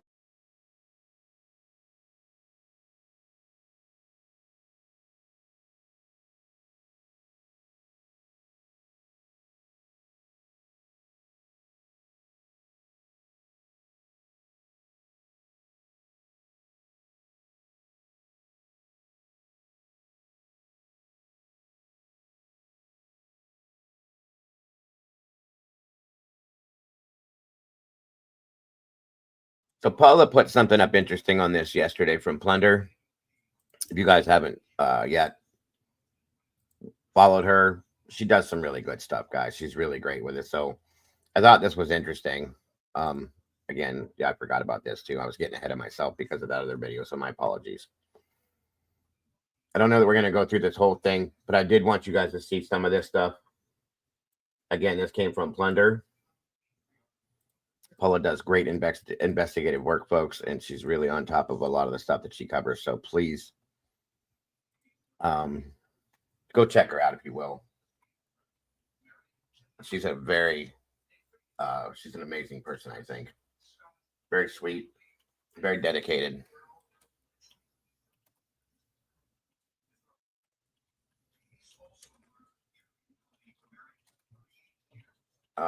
With what she does. So, all right, guys, hold on a minute here. In their bedroom, we called this morning, and they haven't been seen since then. I need to get a good statement and figure stuff out. Otherwise, what are the details? Have they been gone a long time? 0800. For the family. Pure exhaustion at this point. I mean, sadness just turns to anger because there's no answers. And I mean, I don't know if we're ever going to get answers. Now, you know, if those kids are not in that bush, then what happened to them? Martel has the same question and wants all resources exhausted. Bring cadaver dogs. They search for anything they can find. I want as much as they can do. Today. It fills me with a lot of hope. Seeing drones in the sky and seeing people back hard at work. This is absolutely heartbreaking, man. Heartbreaking, not just for me and Malay and the families, but it's heartbreaking for all Pictou County. Okay, so I've been covering other cases, plenty of other cases, but I can't help still think every day about Lily and Jack Sullivan. Where could they be? We know there was a big search for them. The search was scaled back, then it resumed. I'm like, what's happening? I'm checking every day for valid updates, anything from the RCMP. But, you know, I have to remember cases in Canada where you just don't get much information. I remember Trina Hunt. From the beginning, searching for information about this missing woman and not getting much info. And then 4 years later, charges were laid. Charges were laid against her husband, Ian Hunt. We kind of thought he was shady from the beginning, but, you know, again, I held my tongue. I was like, I'm not going to say much about what I'm feeling until we get more from authorities. Authorities know what they're doing. They have more clues and insider information than us. So since we haven't heard anything, I'm thinking, let's go back to the beginning. I believe this is what detectives do when it's a cold case. I am not saying that Jack and Lily's case would be a cold case. Authorities might not believe it's a cold case. They're still investigating. Again, they know a lot more than we know. But I went back to the beginning. And for me, that involved those first few critical hours of May 2nd. You know, early that morning, what was the first thing I heard on the dispatch audio? Nicholas, go ahead here. Foster here. Just speaking with Glenn, are you able to authorize and start getting some search teams going to the Gairloch location while we try and locate a GSAR commander? On 601. And I caught a few more things that previously I had kind of glossed over or even kind of totally missed. In this case, if you're not familiar, there is 6-year-old Lily Sullivan. She's missing along with her brother, 4-year-old Jack Sullivan. They've been missing reportedly since May 2nd. Police received a 911 call from their mom saying that this young boy and this young girl had just wandered away from their home. It's a road in Canada in Nova Scotia called Gairloch Road. It's a lot of greenery, country, treacherous land out there. The nearest neighbor is definitely not just 100 feet away. I went back to the basics and, you know, pulled down all that audio. That is 100% what I think is going to happen with this, Alicia. It's going to be quiet, quiet, quiet, then bam, somebody's arrested. That's exactly what I think is going to happen. You're on point with that one, in my opinion. Raw audio from May 2nd again. I read that call through SRCC there to get the helo headed that way. Yeah, we just got gave him the corrections. That's 1407 Gairloch Road in Lansdowne. Copy that. I pulled down, downloaded all that raw audio again, and I was surprised that the first mention of anything about this missing case was at 10:44 a.m. on May 2nd. Specifically, I was looking for all the instances of when 8 a.m. was mentioned. And surprisingly, I heard it mentioned once again twice. I started thinking about the context in which the 8 a.m. or 8 o'clock times were said. I feel like the first seeds of doubt were planted really early on. I agree. Alicia pointed that out to me in the very beginning when the party got brought up. And I have to agree with her. I think the neighbor was just being nosy. The neighbor was being judgmental. She didn't even know there were kids there, but she makes statements like, well, they're probably in there smoking crack pipes together, so on and so forth, because you saw cars in the driveway. Well, they have 2 to 3 cars automatically already in their driveway because that's what they own. So adding 1 or 2 more cars doesn't mean there's a party. It means that they have company. That's it. Okay. If even that. So the statement she made, I was leery about that in the very beginning. They're probably in there smoking crack pipes together. Who says that? Okay. That's a judgmental person. And I don't like people like that because then they in turn make other statements and they're usually wrong. Okay, Mama D, thank you for being here. We appreciate you very much. So yes, I don't know that there was a party at all. Okay, and she said she didn't even know that there were kids living there. So how do you know that? But you're paying attention to this. That's my problem. So like I said, I have to agree with them. I don't know that there even was a party. Period. And it was at 2 o'clock in the afternoon. I don't know that many people that have parties at 2 in the afternoon. Just saying. Okay. I know in the beginning I said, but we were told. She made it sound like there was cars parked out on the road. There were so many people there, blah, blah, blah. Then to think at 2 in the afternoon, who does that? I've never done that, so I don't know. In the minds of some up there who maybe just did not believe this story of this mom and stepdad, or maybe they just had a gut feeling like investigators or searchers often do. In their bedroom, we called this morning and they haven't been seen since then. I need to get a good statement and figure stuff out. I did catch a video recently of Daniel Martell, and for the first time I heard him say Malaya's name. Malaya, that's how he pronounces it. I'm going to listen again. It fills me with a lot of hope seeing drones in the sky and seeing people back hard at work. This is absolutely heartbreaking, man. Heartbreaking, not just for me and Malaya.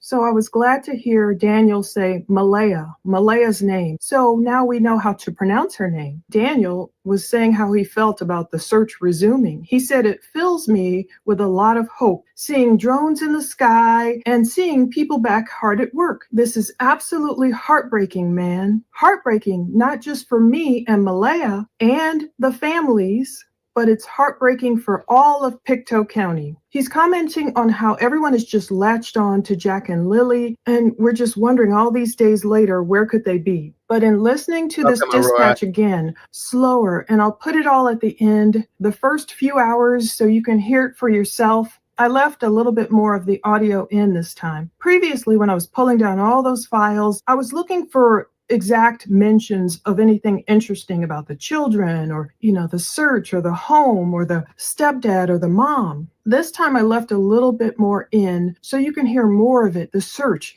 just how diligently those searchers searched. I mean, they had drones up pretty quickly. They had helicopters up. They were avoiding each other. They were doing a water search that first day. Some stuff I didn't really recognize, but I did notice those first seeds of doubt about the situation of Jack and Lily in Nova Scotia seemed to come about only 1 hour after we heard the first words on the dispatch audio attributed to the 2 missing children. So the first mention was at 10:44 a.m.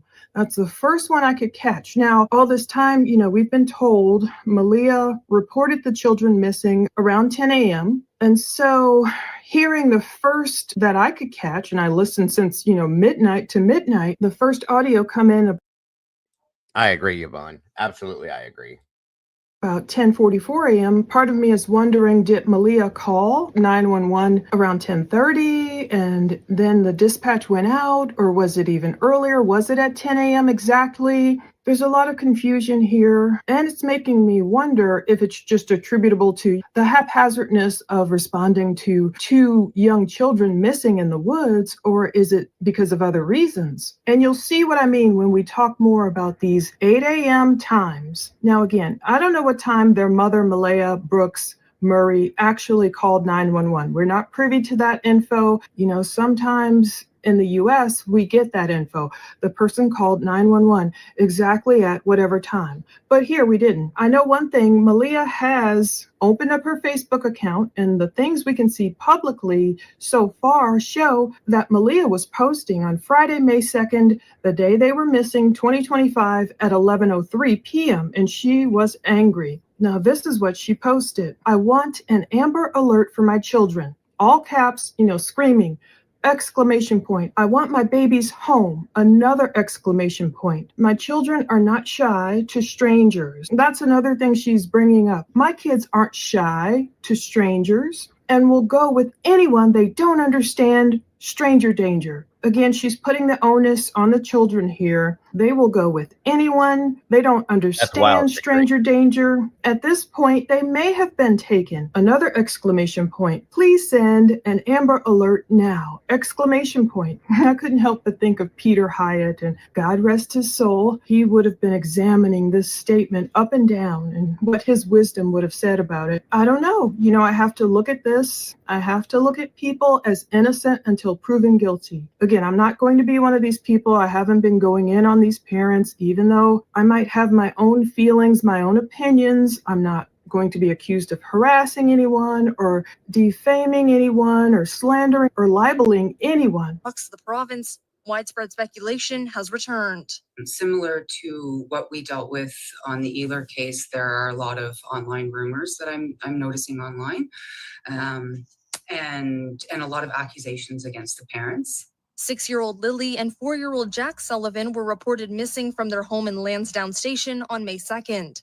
A police investigation into the missing children is ongoing, but that hasn't deterred the public from launching an unofficial investigation of its own on sites like Facebook, Reddit, and X. With respect to the spread of misinformation, inaccurate information, and speculation, I just want to say that's harmful. It's harmful to the families and communities who are trying to work their way through a traumatic event. And so I really want to encourage people to be kind. There's a lot of information and the police have to follow up on every lead. But when a lot of it ends up being rumors, it's taking away from valid calls that they're getting and valid information that they would like to follow up on. And the average social media sleuth could be risking far more than a slap on the wrist. If it rises to the level of criminal harassment or threats, the police will certainly get involved and there can be criminal charges laid. On a civil side, the victims of these bullying posts do have some avenue to get justice.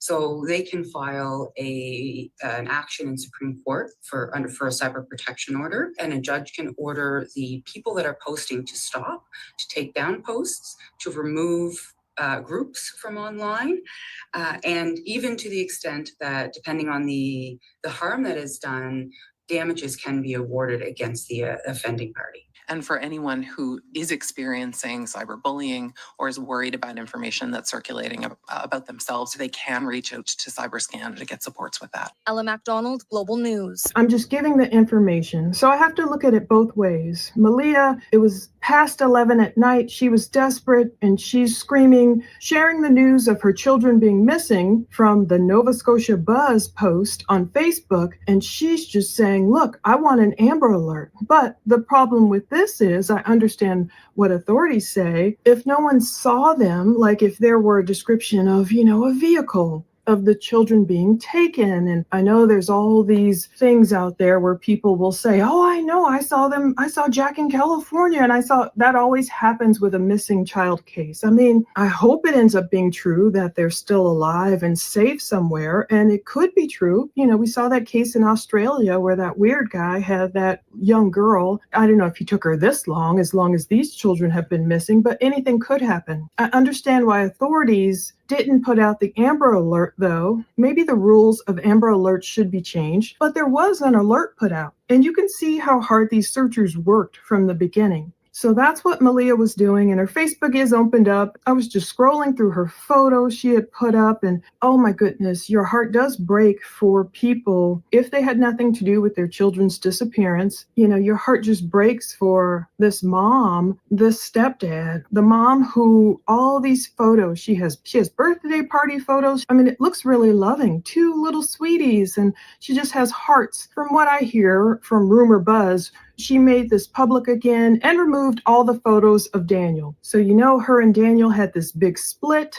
May 3rd, Saturday. We don't know the details. We don't know exactly what happened, but the photos she has on here of her children, they do just seem like a really loving mom. And I'm glad she made it public again, because people can get familiar with her children's faces. And if they do see them out somewhere, like the parents have insisted, you know, even though police see no evidence of an abduction, the parents insist it's a possibility. Back to the dispatch audio from that first morning. Sometime after 11:53 a.m., it was only an hour after they first responded, there were obvious questions from those on the ground about this case. Almost like if you read between the lines, what's the real story? Someone named Corporal McGinnis or Sergeant McKinnon, I don't know. Some of this audio, even though it's really good compared to other police dispatch, I don't know how any of them understand each other sometimes in the US. You will hear some crazy audio dispatch. This one's pretty clear. Certain times, you know, it crackles and there's, you know, they're out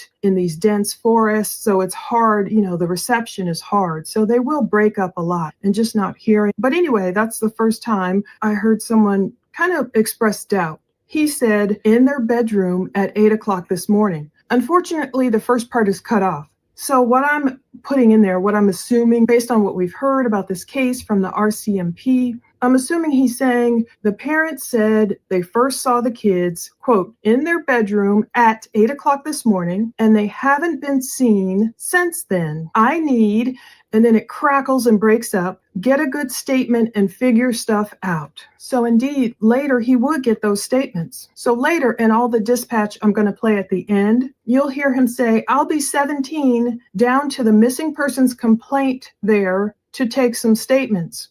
I'll be 17 down to the missing persons complaint there to take some statements.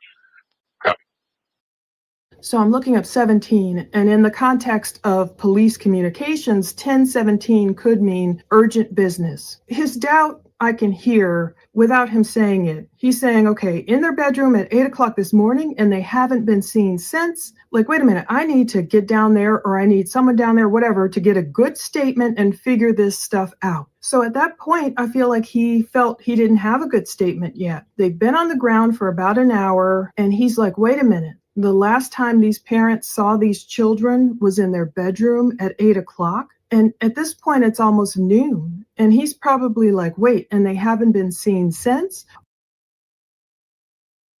That's what they told us publicly, and they don't tell us much stuff publicly, but they told us that. They've got 200 tips. They've got 35 people to interview. I don't know if they've... Sir, Commander. 601. I'm scanning through this, guys, to get this. 10-4, I'll authorize it. I did mention the Curtis McKinnon I don't stuff. believe anybody that responded to that call. I heard somebody acknowledge it, but I don't think we had anybody respond. Could you page out Westfall Rescue to that call? Copy. I'll call Joe right now. Copy. We'll Josh is the on call from Northeast, but he's like he had a long run on this fellow. He needs some rest. Pat, I read that call through SRCC there to get the helo headed that way. Yeah, we just gave him the directions. That's 1407 Gairloch Road in Lansdowne. Copy that. Okay, you go through City and Station 21, Rescue 21. pilot and a spotter for Sarah will be 583 making their way there. You grab So from Aviation Hangar on Charlie 5. Go ahead for portable. I need like We don't need rescue anymore. Go ahead for patrol for portable. Stand down, Rescue 21. going to do all of this there. What was that address? Looks like the address is 1480 Gairloch Road. And then I'm not sure. You know, there's certainly a possibility this one will roll into tomorrow. And I think Josh Weiss is on call. Okay, so this is basically.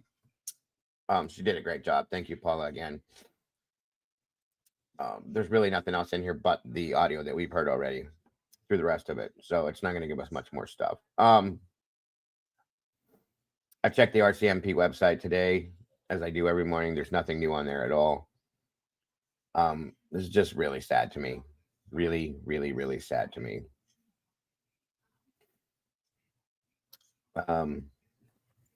I just wish that something would change.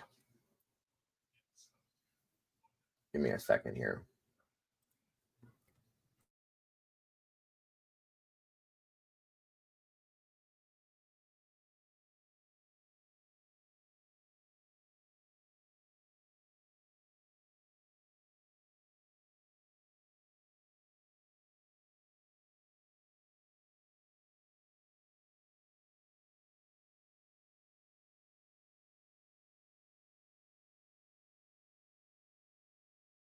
All right, guys, I'm trying to load something in here.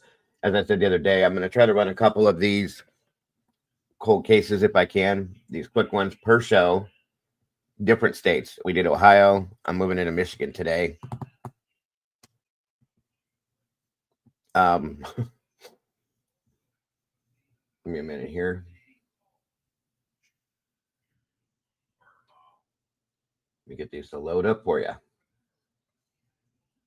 Just going to watch a couple of these short ones.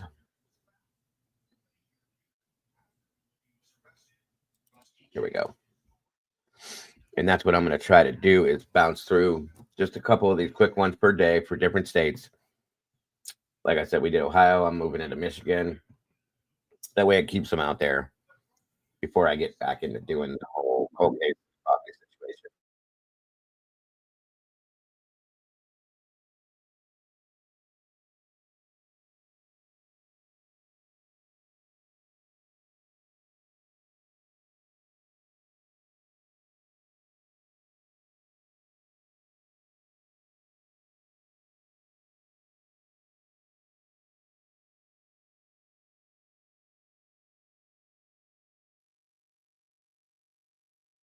All right. Again, like I said, guys, we're in Michigan today with this.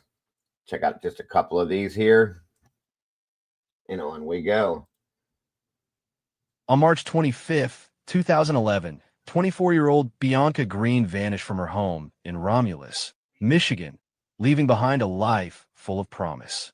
A dedicated nursing student, a loving mother, and a young woman determined to build a better future, her sudden disappearance made no sense. She left everything behind: her car, her clothes, and most heartbreakingly, her 4-year-old son. Jameer Jr. The last known communication from Bianca came in the form of cryptic text messages to her mother, Lisa Green, claiming she was leaving for a new beginning in Ohio. But Bianca never made it there. For 12 agonizing years, her family searched for answers. Then, in May 2023, a horrifying murder in Detroit put Bianca's case back in the spotlight. A well-respected nurse, Patrice Wilson, was abducted at gunpoint, and when her body was discovered in the trunk of her own car, the suspect named sent chills through those who knew Bianca. The man responsible was Jameer Miller Sr., the father of Bianca's son and a man with a violent history. Suddenly, a terrifying question arose. Was Bianca's disappearance in 2011 connected to the same man now accused of murder?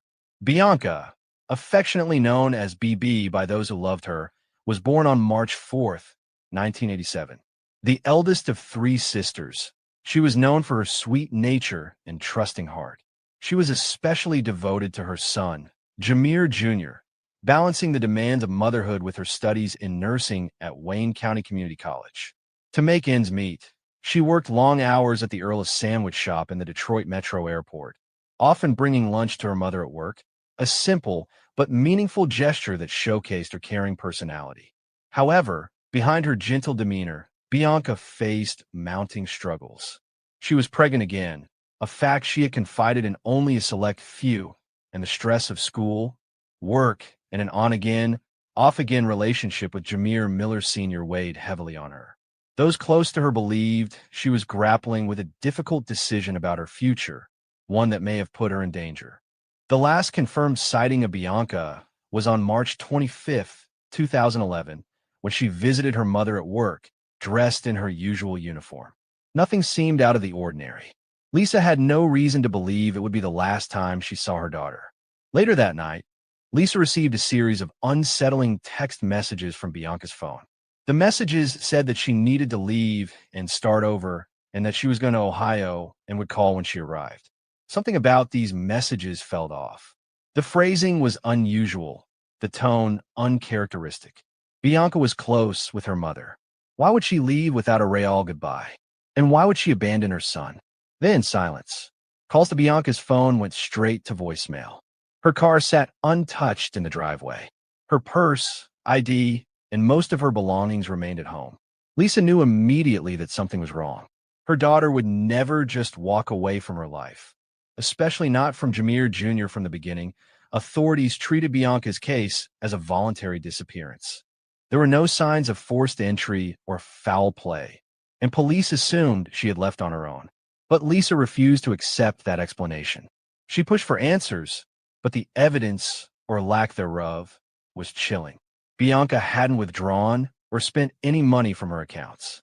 Though her text messages claimed she was heading to Ohio, there were no bus, train, or plane tickets purchased in her name. Rumors swirled that Bianca had been seen in Atlanta, but none were verified. For months, Lisa kept Bianca's phone active, hoping for a call that never came. As years passed, leads dried up, the case grew colder, and Bianca's son, now growing up without his mother, was left only with questions. For 12 years, Bianca's case remained stagnant until May 2023, when the tragic murder of 29-year-old Patrice Wilson in Detroit reignited interest in her disappearance. Patrice, a nurse at Detroit Receiving Hospital, was leaving her shift when a man in a blonde wig ambushed her in the parking lot. Surveillance footage captured the horrifying moment as she was forced into her own vehicle at gunpoint. When police found Patrice's lifeless body in the trunk, all eyes turned to the suspect. Jameer Miller Sr. The connection was too disturbing to ignore. Miller had a documented history of violent behavior, with past arrests involving drugs, weapons, and domestic disputes. And, most chillingly, he was the last known romantic partner of Bianca Green before she vanished. The similarities between Bianca and Patrice's cases raised terrifying possibilities. Both women had been involved with Miller. Both disappeared under suspicious circumstances. Miller had a history of control and abuse. Though authorities have not formally linked Miller to Bianca's case, those who knew her believe it's more than a coincidence. Several theories have emerged over the years, each more unsettling than the last. Some believe that Miller harmed Bianca in 2011, just as he allegedly did to Patrice in 2023. There is speculation that the "I'm leaving" text was a cover-up sent by someone else. Others wonder if Bianca had been coerced into silence, possibly threatened into going into hiding, or worse, killed with her remains hidden. Perhaps the most chilling theory is the one Lisa fears most. Bianca was pregnant when she disappeared. What happened to the baby? If foul play was involved, did someone want to prevent the birth of that child? Today, Bianca Green would be 38 years old. Her son, Jameer Jr., is now a teenager, growing up with only memories of the mother he lost too soon. Lisa Green continues to fight for justice, refusing to let her daughter be forgotten. She has never stopped searching, never stopped hoping for the truth. The pain of not knowing is unbearable. As more details emerge about Miller's violent past, Lisa hopes that someone, anyone, will come forward with the truth about what happened to Bianca. Bianca Green was 5 feet tall, with brown hair and brown eyes. She was last seen wearing a white shirt and black pants. If you have any information, no matter how small, please contact the Romulus Police Department at 941-8400 or Crime Stoppers at 1-800-SPEAK-UP.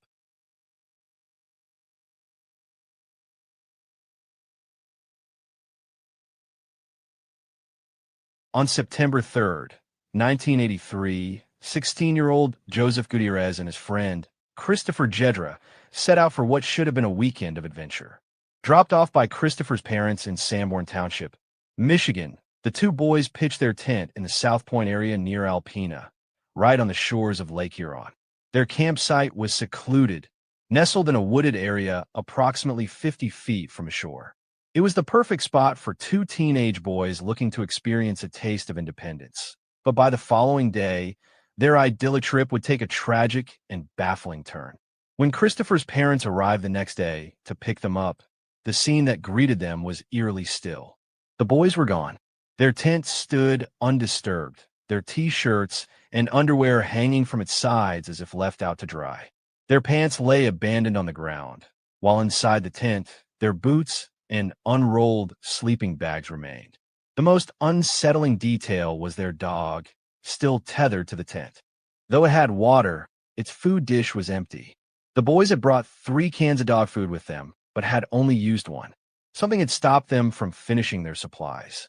Panic quickly set in as Christopher's parents scoured the area, calling their names, searching for any sign of where they might have gone. There was no immediate evidence of a struggle, no upturned earth, no signs of an altercation, just an empty camp and silence. As authorities were called in, investigators started piecing together the boys' last known movements. It appeared that whatever had happened to them had occurred suddenly, leaving no time for them to pack up or take essentials with them. Search teams combed the area and nearby waters, but there was no sign of the boys. The mystery deepened until, on September 19th, Christopher's lifeless body was discovered floating half a mile offshore near North Point. His body bore no obvious signs of foul play, and an initial assessment suggested drowning. But Joseph was nowhere to be found. Despite exhaustive efforts by divers, search and rescue teams, and volunteers, his body never surfaced. Authorities concluded that both boys likely attempted to swim to Bird Island, a small landmass approximately half a mile offshore. While the waters in the area are relatively shallow, no more than 12 feet deep in most places, the lake's currents can be deceptively strong. Joseph, known to be a weak swimmer, would have struggled against even a moderate undertow. Christopher's recovered body lent credence to the theory that the boys had drowned, but many aspects of the case still left investigators puzzled. Why had the boys left their clothing behind? If they had decided to go swimming, wouldn't they have taken towels or even worn their swim trunks? And why was the dog left tied up at the campsite? If they had planned on making the swim, would they have simply abandoned the animal? Joseph and Christopher had met through the Sea Cadets, a program designed to prepare young people for potential careers in the Navy. Their shared interests in outdoor survival and adventure bonded them, making them eager for excursions like the one that ended in tragedy. Both boys were students, Christopher at Bishop Borges High School, Joseph at St. Florian High School. By all accounts, they were intelligent and responsible, making it all the more perplexing that they would have taken such a risk. With Joseph's body never recovered, theories and speculation have persisted for decades. Some believe the boys were caught off guard by a sudden change in weather. Lake Huron is known for its unpredictable conditions, and a quick shift in wind patterns can create treacherous waves, even in shallow waters. Others wonder if there was more to the story, if perhaps someone else was involved, leading to a confrontation that resulted in the boys entering the water under duress. As the years have passed, Joseph's disappearance has remained an open wound for his family and those who knew him. With no remains to bury, no definitive answers, They are left only with questions and the unsettling image of an abandoned campsite, a loyal dog waiting for a master who would never return. Although authorities have long since ruled the case an accidental drowning, the mystery lingers. What really happened on the shores of Lake Huron that fateful night? And why did one boy make it back while the other was never seen again? All right, we got one more, and that'll do it, I think. Christopher Halix's was last seen at a BP gas station in Paradise, Michigan. He purchased soda and snack foods and casually told the clerk he was heading into the wilderness to camp. It wasn't an unusual declaration. Halix's was known for his solitary treks deep into the woods, often off-trail, thriving in the solitude that others might find unsettling. But this time, he never returned. An extensive search of the area turned up no sign of Halix's himself, only his distinctive snowshoe tracks, leading for miles into the thick, tangled swamp of the Lake Superior State Forest. The tracks eventually vanished, as if he had simply been swallowed by the landscape. Halix's was not just any hiker. He was a survivalist, a man who had learned to adapt to the wilderness with little more than a knife and his instincts. He often spoke of the allure of the forest, the way it called to him. Over the years, he had developed a network of hidden caches, small stashes of supplies, and equipment buried deep in remote areas, ready for him whenever he needed them. He was known to create well-camouflaged lean-tos, nearly invisible to the untrained eye, blending seamlessly with the environment. He traveled light, but carried a meticulously selected set of tools, all of which were missing along with him. A bandless watch attached to his belt with cord wooden Alaskan-style 56-inch Iverson snowshoes with neoprene, laces an olive-colored nylon backpack, a USB drive on a leather lanyard, a pocket knife, and a silver Gerber multi-tool in a black nylon pouch, a Bowie knife in a stiff black sheath strapped to his thigh, a high-quality compass strike anywhere kitchen matches, a plastic disposable lighter, and homemade wax-covered fire starters, a homemade whistle made from copper tubing, a candle, a flashlight, and various waterproof plastic boxes, 1 or 2 aluminum carabiners clipped to his belt loops. A handcrafted 708-foot polished wooden walking stick. Halix's was prepared for the elements, equipped with tools that allowed him to navigate and survive in near-total isolation. Yet, despite his expertise, he vanished without a trace. Authorities scoured the dense wilderness, deploying search teams, drones, and scent tracking dogs, but the forest refused to give up its secrets. His disappearance left behind more questions than answers. Did he succumb to the elements? Unlikely, given his extensive survival skills. If he had been injured, surely he would have built a shelter or signaled for help. Was he the victim of foul play? Some believe he may have encountered something or someone in the woods that he could not escape. Others speculate that Halix's, tired of the modern world, deliberately vanished, slipping deeper into the forest to live undisturbed, perhaps still out there, watching from the shadows. Some locals claim to have seen fleeting glimpses of a figure moving silently through the trees, disappearing before anyone could get close. Whether these stories are rooted in truth or simply legends born from mystery, one thing remains certain. Christopher Halix's walked into the wild that day, and he has never been seen again. His case remains unsolved.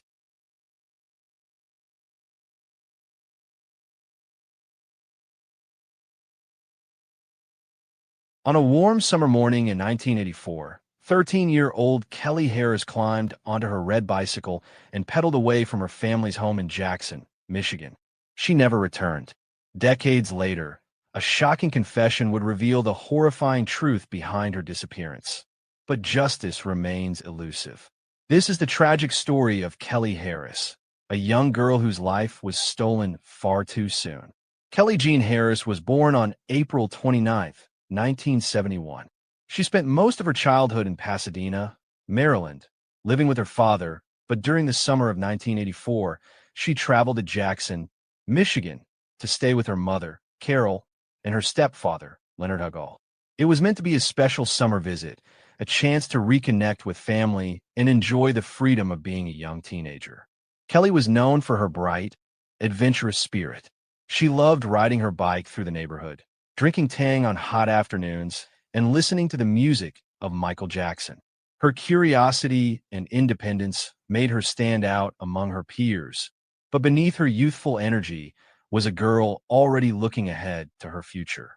She was excited about what was to come, especially her upcoming move to California, where she planned to live with her great aunt and start a new school year. That future, however, would never come to pass.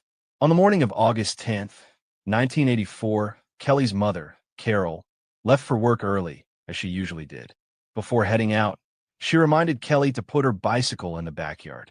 Kelly responded with a simple but heartfelt farewell. "I love you, Mom. Have a good day." Those would be the last words Carol ever heard from her daughter. That afternoon, when Carol returned home, Kelly was nowhere to be found. At first, she assumed Kelly was out riding her bike or visiting a friend. But as the hours stretched on, worry turned into fear.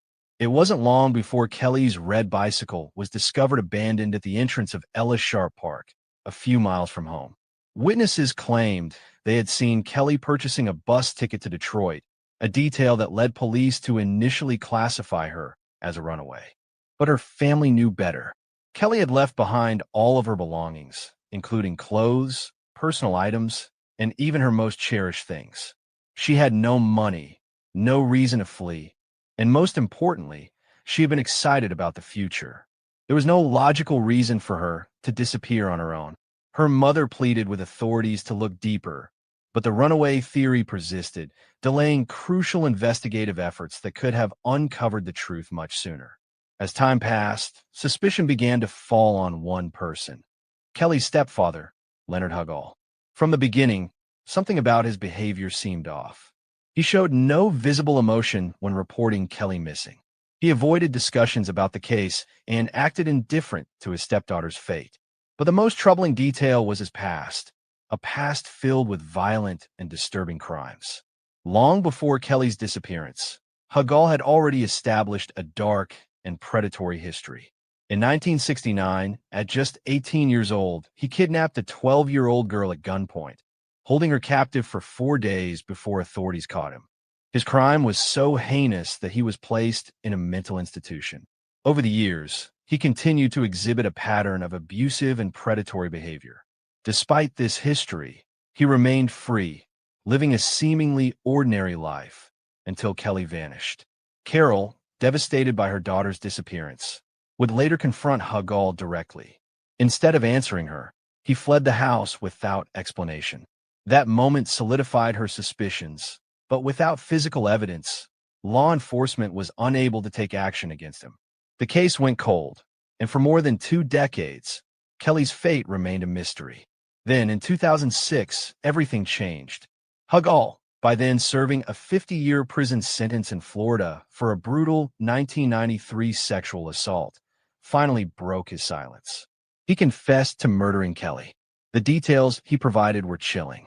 He admitted to luring Kelly into his car by promising to take her to the county fair. Instead, he drove her to his workplace, St. John's School, where he assaulted her. He then murdered her and buried her in a shallow grave near Jackson Community College.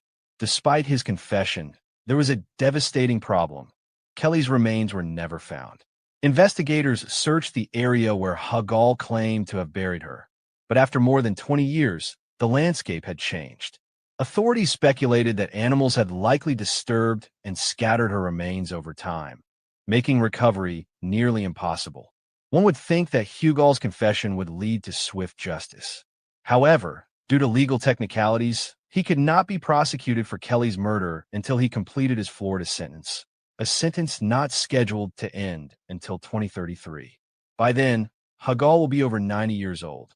The grim reality is that Kelly's killer may never face a courtroom for the crime he admitted to committing. For Carol Hugall, the pain of losing her daughter has never faded.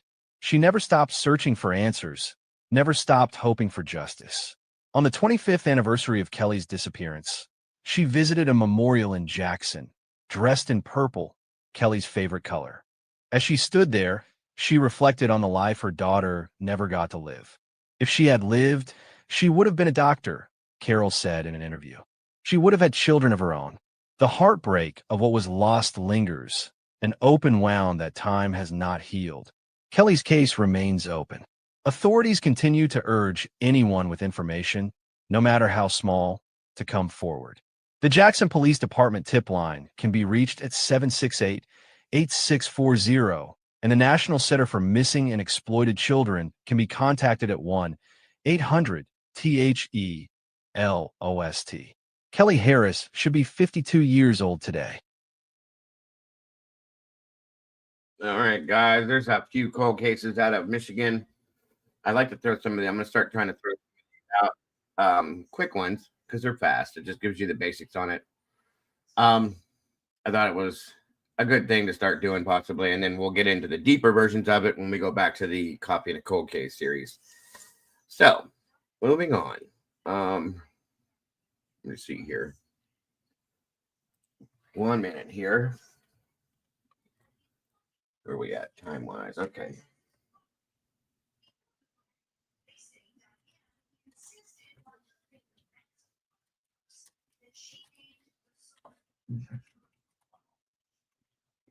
All right, let's see here.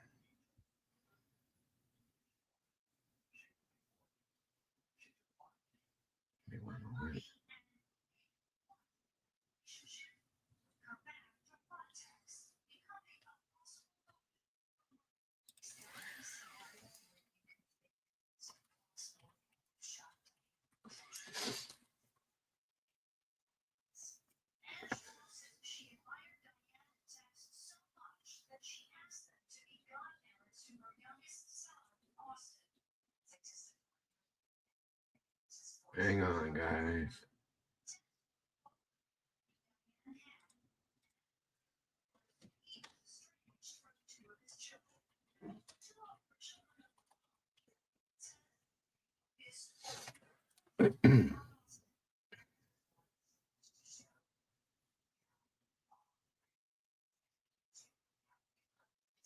Oh, well, okay then.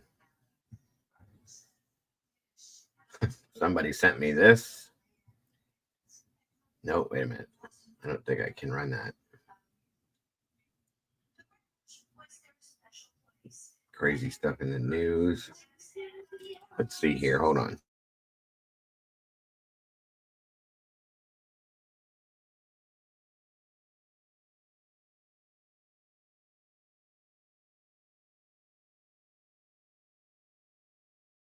Oh, well, if we were focused on Idaho, we'd probably have a lot more in here, Christina.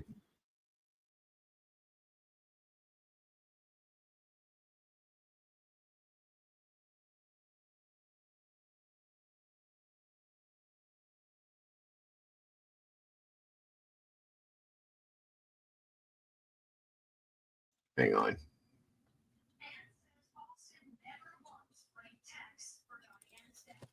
Interesting.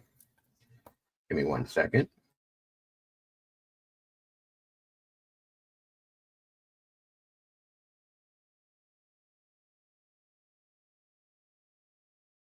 Since I like to do some wild and crazy things in the news, somebody sent this out to me. It's been a few days I haven't seen it, so my apologies for just now seeing it.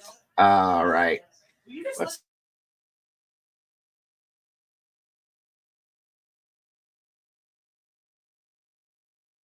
see what we got here, guys. All right. And has part of the spaceship to prove it. KKL News anchor Chris Holmstrom is here. And Chris, you spoke with him about this. Yeah, it sounds like a wild story, but what's crazy about it is the federal government's actually investigating this case, which makes you wonder what's really going on. All right, so this man, Jose Padilla, he was 9 years old back in 1945. When he says he and his friend witnessed something, they'd never forget. He used to carry a suitcase with him, wear a fancy-looking hat. 87-year-old Jose Padilla of Roland Heights is recalling a brush with infamy he had as a boy. I used to see Robert Oppenheimer. That Robert Oppenheimer and mastermind of the atomic bomb. Padilla grew up in San Antonio, New Mexico, some 13 miles from where the bomb was first tested in 1945. Jose recalls seeing the dapper physicist frequently near the Al Bar. a local gathering spot still operating today. He had an office right behind the elbow bar.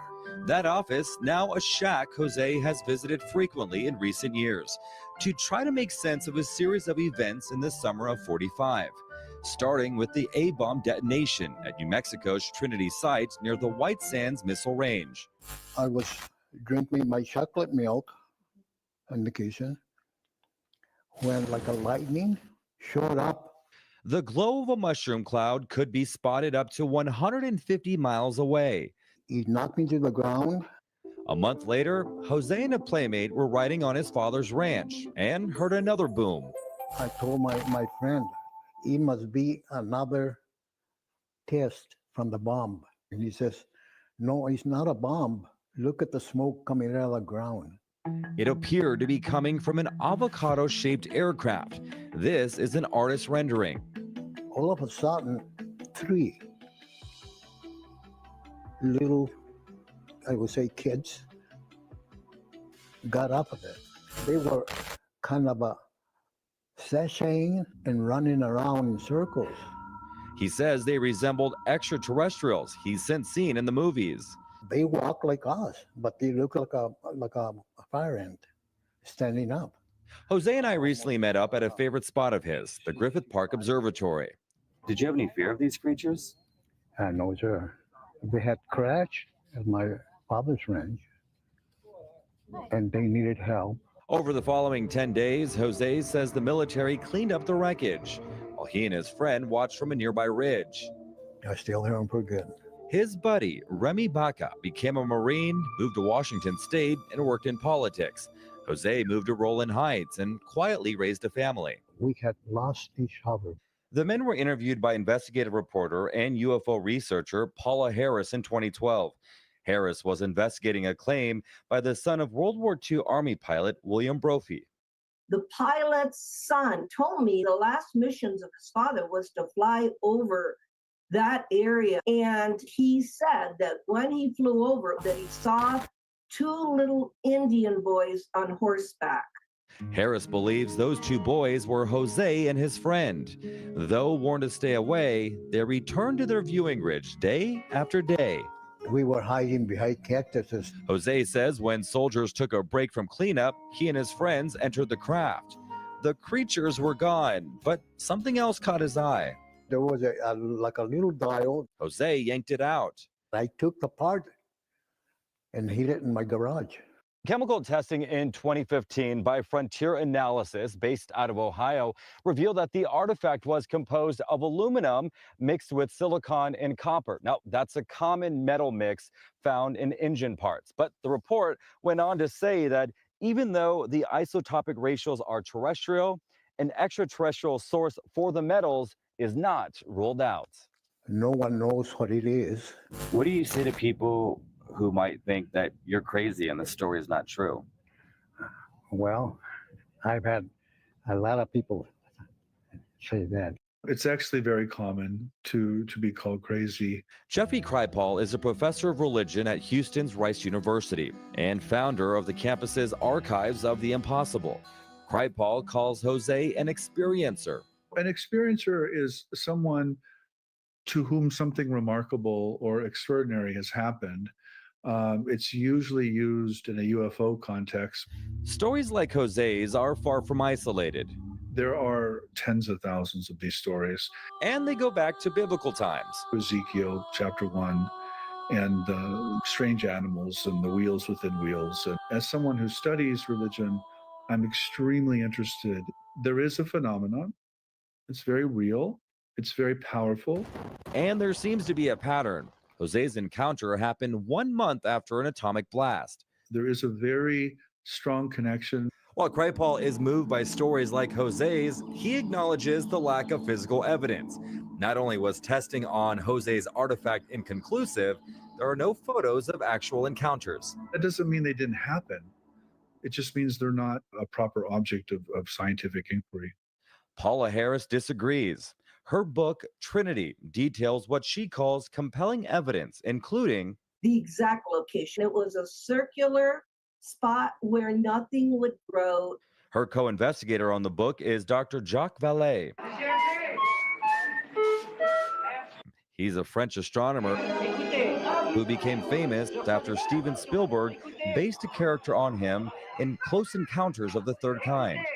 In the movies and in the stories of experiences, Professor Kripal says there's often a connection to nuclear weapons or environmental collapse. His theory about these encounters: I think we are the aliens. I think we're warning ourselves about these issues through this phenomenon. The most significant impact of Jose's story, a new start date for the federally funded UFO research. Under the 2023 National Defense Authorization Act, Congress pushed back the date on investigating UFO sightings from 1947 to 1945. That's all Jose has ever wanted. Since I was a young kid, I wanted to learn and know what had happened. As he reflects on his childhood memory, Jose remains steadfast on this. The creatures, he says, were real to him, and the craft they rode in on, that object, it is not from this world.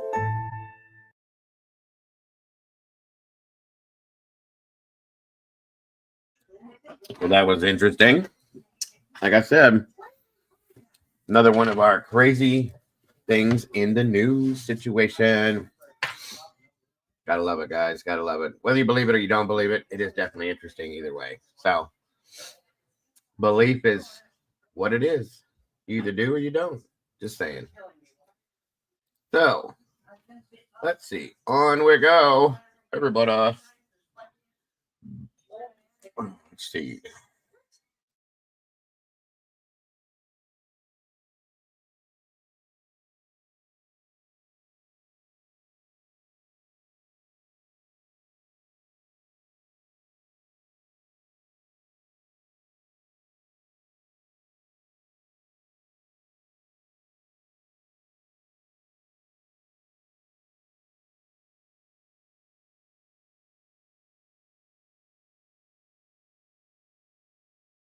All right, let's see what we got coming here, guys. Excuse me. Sorry.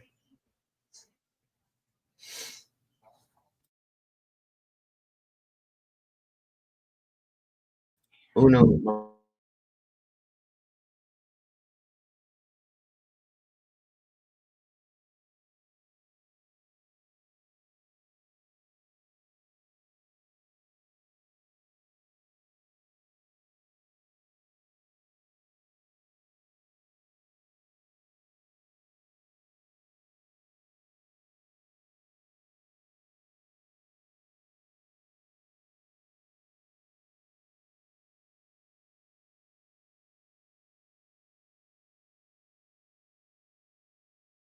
All right. Looks like it's that time again. We're going to check out some Good Samaritans.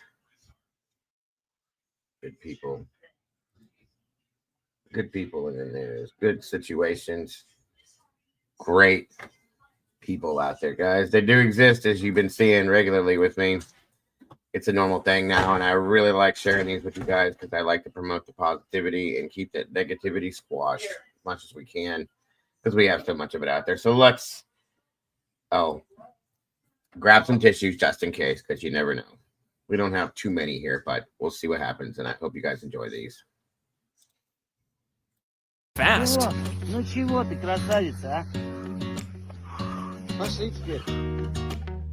If a moose is trapped in the snow, then a snow shovel seems like the appropriate instrument to solve the issue.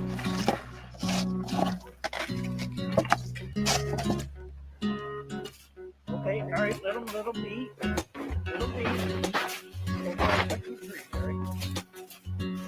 Okay, yeah. Oh, thank God. When you want to meet your idol this badly, all the security guards in the world can't stop you.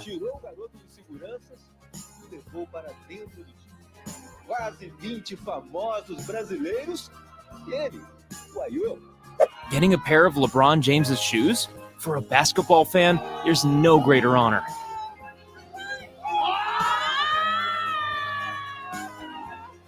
Another example of LeBron's respect for his fans, as he hugs a teenage girl at the end of the game.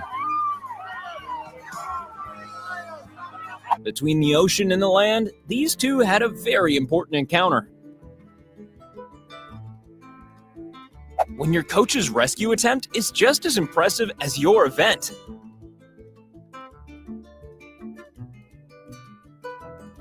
Well, nobody ever said there was a size limit to drive-thrus. That is awesome. I love it. If only strangers would come together more often, like they did to rescue this drowning girl.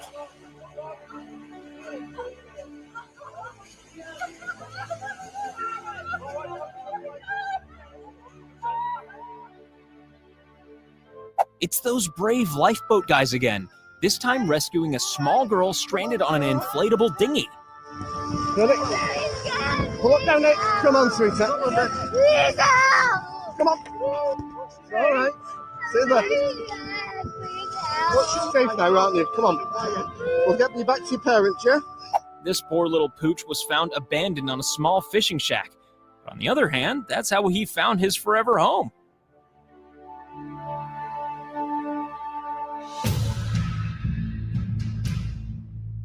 This loss was a bit too much for this grown man, so a kid came along to comfort him.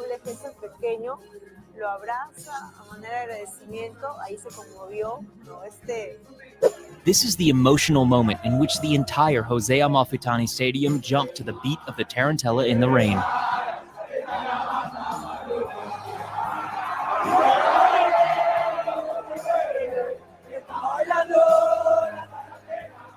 No matter how long you've been running, there's always time to help a fellow runner in need.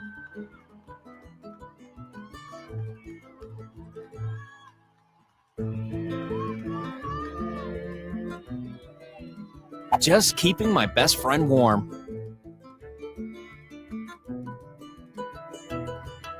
We all need good friends who aren't afraid to grab us by the feet every now and then. After saving a family's life, this Spanish Civil Guard helicopter made an emergency landing in the middle of this soccer match.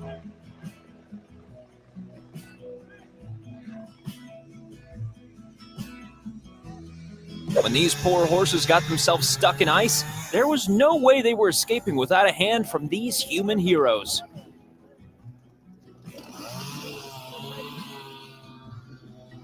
If you can do this before the game, what amazing things can you do during it? Watch this.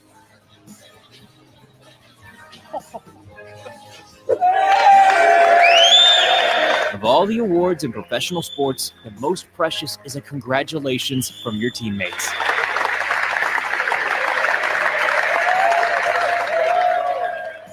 After celebrating on court, there's only one place you go next, into the arms of your family. A dolphin trapped in a fishing net is soon rescued thanks to the efforts of these concerned folks.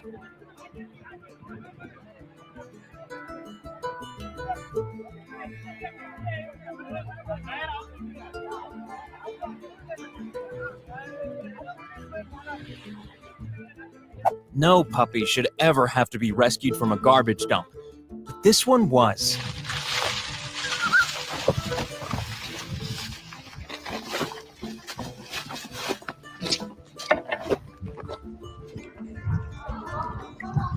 The real shocking thing about this clip is that only one person stopped to help.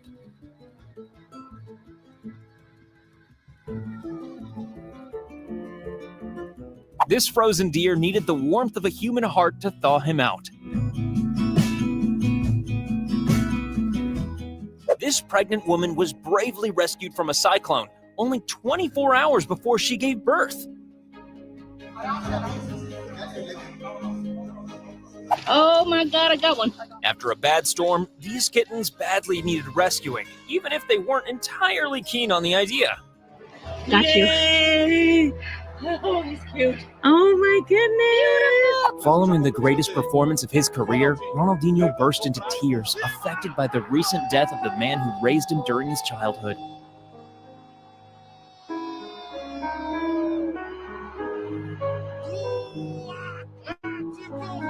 Who holds the world record for the longest catch? This furry little guy.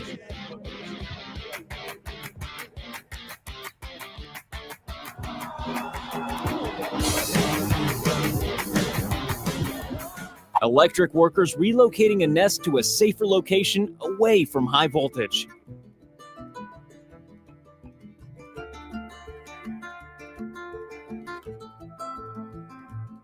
This plane is stuck on the ice. Who are the people pushing it?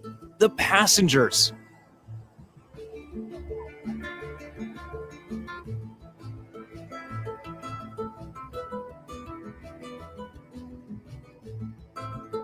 Watch these sports fans display epic teamwork in returning this lost hat.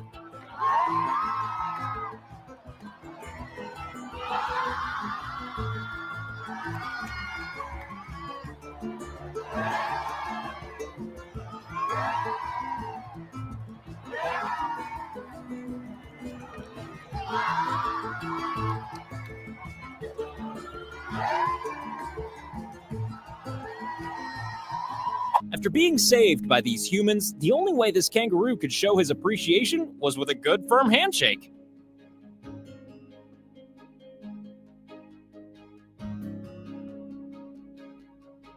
After accidentally falling into a kid on the sidelines, this player went all out to apologize.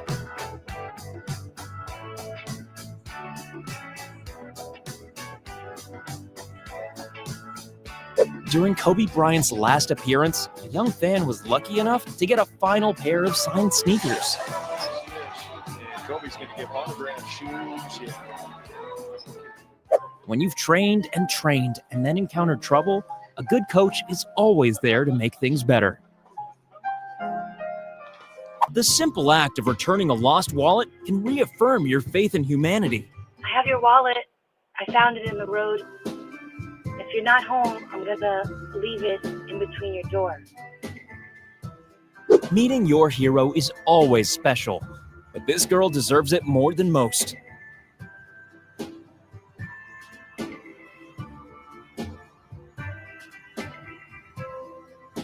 He's not only getting some nice food, but sheltered from the rain too. A big day for a stray kitty.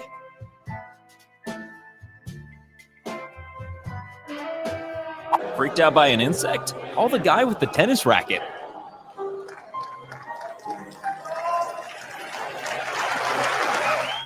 As Spain were thrashing Italy 4-0, and with only a few minutes left to play, the Spanish goalkeeper gallantly asks the referee to blow the final whistle.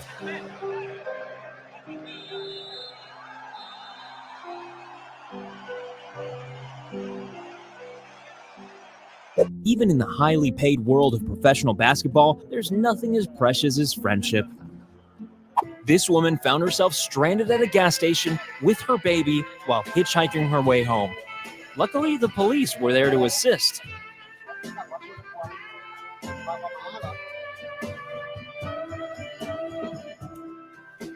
In the highest pressure games, there's still always room for a sense of humor.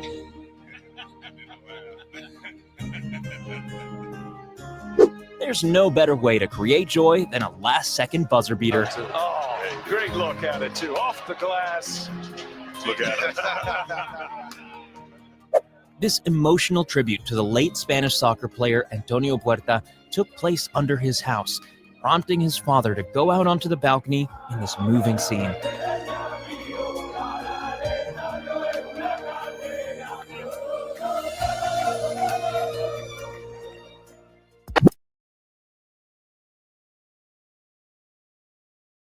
All right, that's going to do it for those today. Those weren't too bad. Not too many tearjerkers in there for you guys, but just a whole lot of positivity, and I love it. Grateful for it. So, that being said, you know where we're at now, guys. Let's see if we can get some laughs in before we get out of here. Give me 1 minute.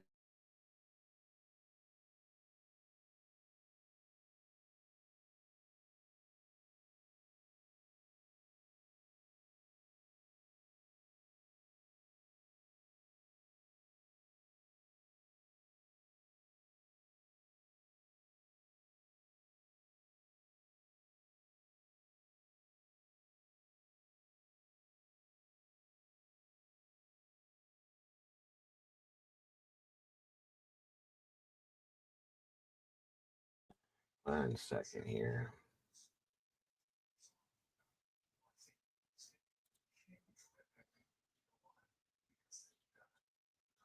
Mode.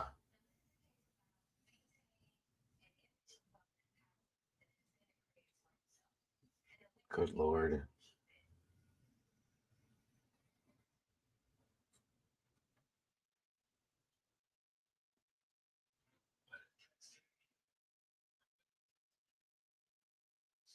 All right, let's see. What was this? Oh Lord, somebody just sent me.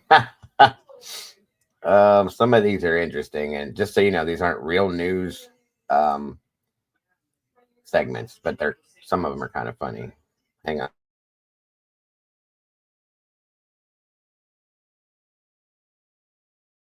Let's see. Thank you to who sent me that. I appreciate it. Let's see what we got here, you guys. We'll try it out.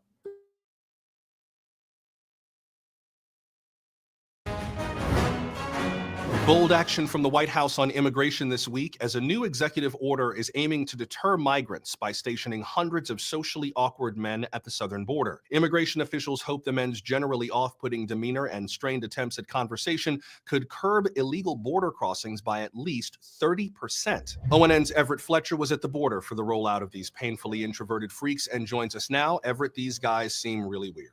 That's right. The new policy went into effect just days ago, with socially awkward men deployed at border checkpoints across Arizona and Texas. And officials say they've already seen signs of success. Kamala Harris herself paid a visit to the border this week and was so impressed by their bizarre attempts at small talk, she vowed that her administration would actually double the number of mouth-breathing men staring at the ground along these checkpoints. That's interesting to note because this executive order is Democrats' most aggressive crackdown on immigration yet, calling for these men to, quote, wear ill-fitting clothes, demonstrate a complete inability to tell when a conversation is over, even to offer to drive the immigrants wherever they're going. Some really strong language. Strong but effective. We've already heard reports of migrants, sometimes entire families, changing their minds when they get to the border and turning around immediately. O sea, y era algo favorable, que ni escucharon que era el asunto que yo estaba tratando, pero me agredieron. Now, despite the effectiveness, progressive activists I've spoken with strongly disagree with this policy, calling it inhumane and cruel, saying that we should be welcoming people fairly and legally, not subjecting them to unnatural smiles and esoteric facts about fantasy battles. Representative Pramila Jayapal spoke out against the policy just today, saying, quote, this is not who we are as a country. We are charismatic and normal. Right, but by far the harshest criticism of these weirdos has come from Republicans. Texas Governor Greg Abbott calling out the policy this morning as, quote, too little, too late. Typical Democrats are weak on immigration. We know the only way to stop these criminals is covering the entire border with one big weird man. One big weird man, something conservatives have been pushing for years now. Which, of course, Democrats say is not ethical or realistic, but that hasn't stopped former President Trump from promising one if elected. Fascinating to see how this will play out. Thanks, Everett.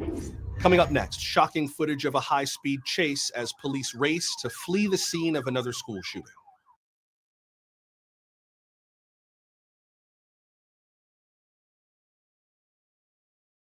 Good Lord have mercy. Okay. Next up, let's see what else we got here.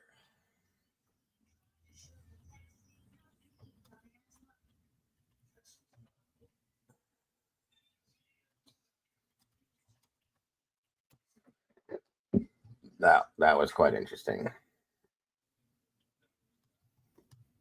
1 minute.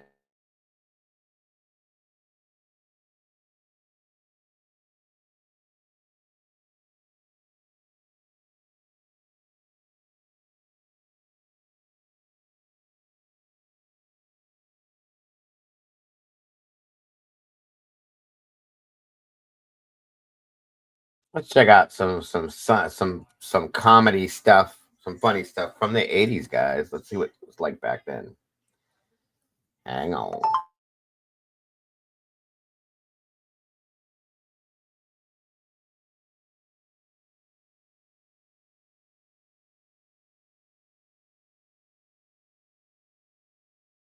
If nothing else, we can make fun of the hairstyles and the clothing choices from the 80s. Gotta love it. Gotta love it.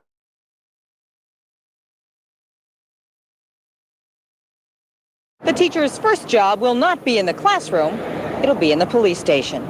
Well, that's just fine. What am I supposed to do about it standing here? Hector and his natural parents are leaving February 15th for a tour of duty with the military in Germany. Police are still looking for the suspects. A woman described as about 35 feet tall. Amanda Davis, Satellite News Channel, Washington. In all the confusion, police answered 40 false burglar alarms set off by the wind. Jim? They say plastic won't corrode the way metal does, which reduces the risk of a gas leak. How much time? Oh, all the time in the world. Well, if that's the woman, you tell her to shut up. We don't have the clothes yet. I haven't written the clothes yet, mothers. A few years ago, one boy accidentally...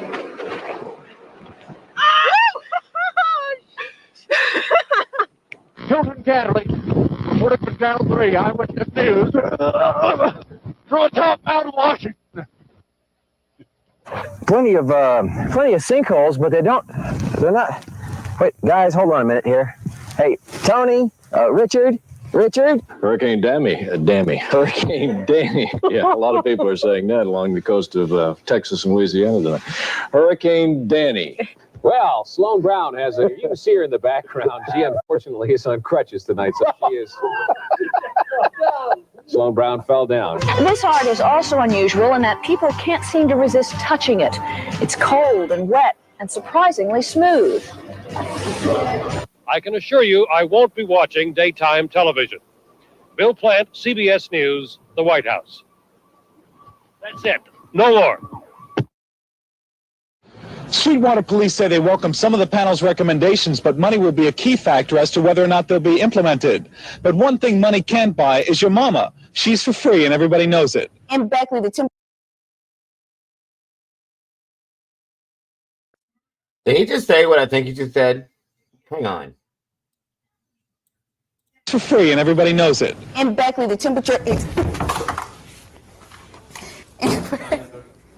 In Beckley, the temperature is 58 degrees.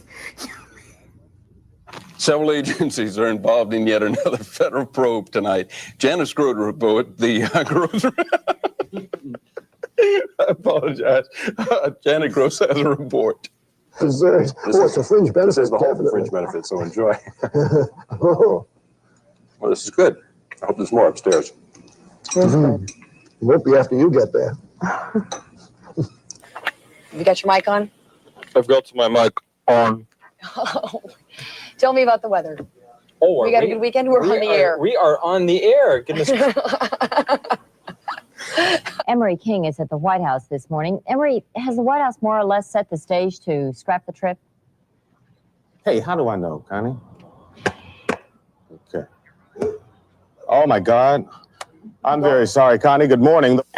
Sergeant. He's going to turn his call over to Diane there.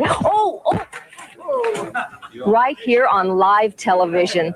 Go to the state employment service and get my unemployment compensation. I don't think this heat is very welcome at this time of the year. No, but it's been nice not to have those thunder showers in the afternoon. That's true. For a change. But they're coming back, you said. Yeah, they'll be back by Friday. The heat is making me as wet as the thunder showers.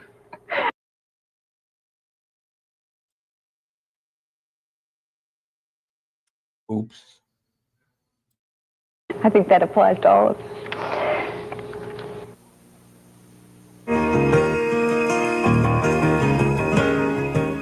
I'm Don. I'm Arlene. Welcome to Bell Share. Good morning. Good morning, Carolines. Some of the folks getting ready to kick off the festival. It's hard to say those lines this time of day. Correspondent Scott Barrett is at George Washington University Hospital with a live update. Now, which network catering service is that? ABC? I can report that ABC's catered lunch. Hey, Scott is having trouble listening to us. We'll see if we can get in touch with him for you. And finally, tonight in college baseball, Lewis and Clark completed a 3-game sweep of UNR today with a 13-3 victory over at Moana Stadium. Barry Kuzminski took the loss for the Wolfpack, who saw their season record fall down to 12-11. UNR's next game will be on the road next Wednesday when they play a league doubleheader against Santa Clara. And that's it. How is UNR's baseball team doing this year so far? Bob, I just said, who saw their record fall to 12-11. Our gustie will go out to someone across the state, and that is Matt Kelly. And Matt lives in Forest City. So glad to send that out to him. And, well, we sent it out to him. All right. I didn't put the gustie up there very good, fellas. I tell you what, this has not been a good day for me, but it has been good weather-wise. Going to be good again tomorrow. And then Wednesday, we're going to talk about some showers. We'll go pick the gustie up. Steve, take it. A jury in Phoenix, Arizona will hear more testimony today from witnesses testifying in the bigamy trial of a man suspected of marrying nearly 100 women. In earlier testimony, one of Giovanni Vigliato's wives claims her husband fleeced her for $55,000. Dude, talk about being picky. Jesus, that ain't even right. $55,000 in cash and antiques. Mike Ara has more. A steel cage match at Springfield at the Animal Shelter today. Let's go to the action. Exclusive highlights here. Watch the guy in the brown. Good to see you, Larry. Go right for the jugular. The guy in the black and white is stunned momentarily. Guy in the brown gets a takedown, then a reversal. Then it gets into a boxing match. Series of rights. Right jab, right jab, right jab. Look at this. This is, oh, he caught him in the jaw. Settle down, and then they'll start one more time with the jabs. There they go again. This is unbelievable. This is better, much better than a Jerry Cooney fight, without a doubt. The accident happened on Interstate 35, 1/2 mile south of Eagleville. 28-year-old Michael Brady of White Bear, Minnesota, was driving his car southbound on I-35. On Interstate I-35. His car hit head-on with on I-35. His car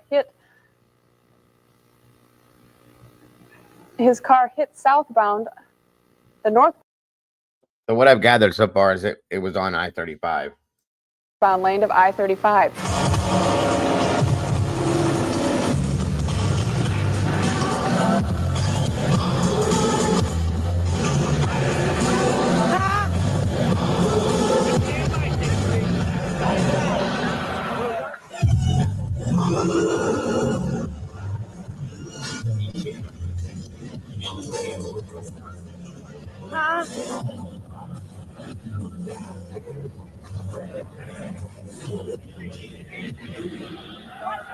The noise. And containment of a 7,000-acre wildfire burning in the Sequoia National Forest near Lake Isabella is not expected until Thursday at the earliest. And more Santa Marians may be eligible for home improvement loans. He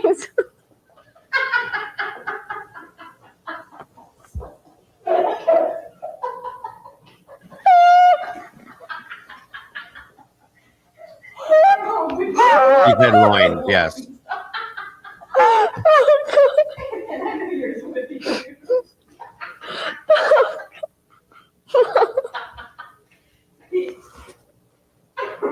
The little change that we're going to experience this week actually is going to be back here. Do we have that? I guess we lost that. Just talk about the green. You want to watch me dance? You want to see me dance? Well, I tell you what we're going to do. We expect a good bit of sunshine to 10 hours today and tomorrow, a little bit cooler tonight and tomorrow. And we just totally lost out here. We're in the dark. I hope you can see at home. But we're looking at temperatures possibly up near the 50-degree mark again today. And you'll see that the wind chill out there is not all that bad. It is on. Can I get in here? I don't know if I can or not. If you can see me, no? Let me back out. Let's try it one more time. Television is an amazing thing. Sometimes it works, sometimes it doesn't. I used to have a set like that, and I threw it away. You know, raising tropical fish is a hobby for millions of people, and for some a lucrative business as well. Gasson is an example of one little goldfish worth more than his weight in gold, although he's not much to look at with that pot belly and lumpy sort of head. He recently took first in a local breeder's show in Japan. Now Gasson is, I can't say this, is worth about $1,600. But he's really worth more than that to his 78-year-old owner. He's been in the business of raising the rare Chinese fish for 40 years and says once you get involved with the tiny fish, you get hooked. Well, this family is hooked on something else. The Savannah, Georgia family is hooked on Coca-Cola. They collect memorabilia with the famous drinks logo, anything to do with Coke. Now for an update on the conditions around the Fayetteville area and Springdale, we go to Gary James. He's outside the Channel 29 studios with the latest. Gary?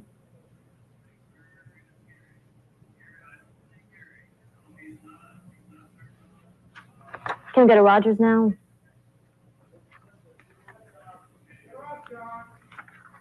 I think now we're going to go to Rogers first. Melissa Moon is outside the studios up in Rogers.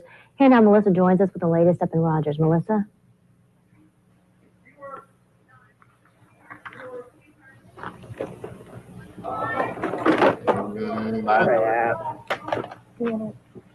A bit of problems right now. Let's go now. We'll be back right after this message. Stay with us. Is toast falling? What's going on? And if you're as ready as I am for some good weather news, let's find out from Larry Glenn Anderson. Larry? Boy, it looked a lot better than it did throughout the week, I'll tell you. We've got a lot of sunshine coming through with a little bit of clouds. As you can see, we'll have some fog in through Lompoc morning and night. Santa Barbara, San Luis Obispo area, it's going to be a little cold, a lot of little clouds, and I'll tell you, up in here, a lot of nice snow. The rain's going to miss us, going to pass us, and go down towards San Francisco area. It looks really good for the weekend. Jim? Well, the old man weather that's got hitting the farmers, I guess they can be looking for some pretty good things too, as well as coming in with no frost and that kind of good thing. Yeah, the farmers have a real good thing happening for them. Matter of fact, as the farmers will have no frost. No frost at all whatsoever. And some of the coastal areas can get up into about 55, 60 tomorrow. That's right. It's right there throughout the week. Okay, thank you, Larry. Jane Bellas Mitchell, Channel 2 News.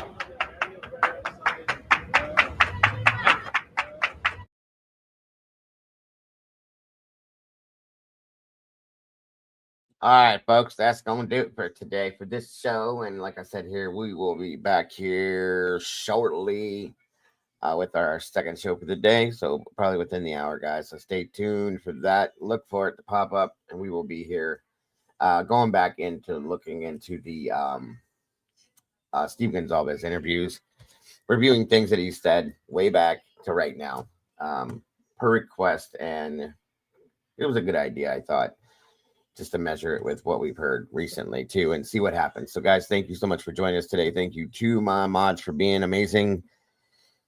As always, couldn't do it without you guys. So thank you so very much, guys. Don't forget to love yourselves, love each other. Don't change a thing. You guys are the beautiful people, and we will see you guys here very soon. Bye-bye, y'all. Life's a journey. Let's make every moment shine. Together we share our hearts so intertwined. Each time you tune in, we're dancing in sync. With every story told, just let your soul think. A little laughter, some love, we're flying high. As we wrap up this episode, it's not goodbye. News on the airwaves, spreading joy and cheer. Thanks for being with us, we'll see you right here. Kick back, take a breath, leave your worries behind. This podcast is magic, a treasure you'll find. With every moment shared, we light up the way. Join us next time for more laughs and play. A little laughter, some love, we're flying high. As we wrap up this episode, it's not goodbye. News on the airwaves, spreading joy and cheer. Thanks for being with us, we'll see you right here. Kick back, take a breath, leave your worries behind. This podcast is magic, a treasure you'll find.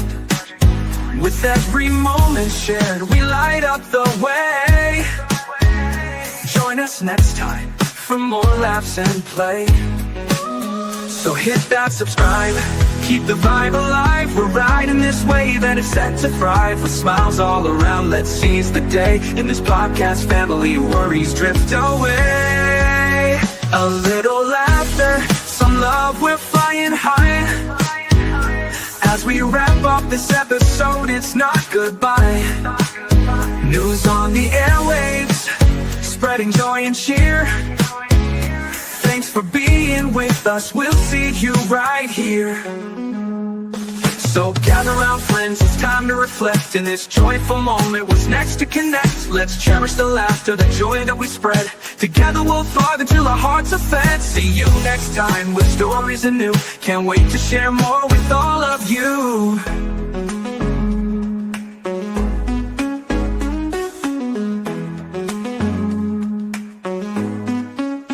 So hit that subscribe, keep the vibe alive. We're riding this wave and it's set to thrive. With smiles all around, let's seize the day. In this podcast family, worries drift away.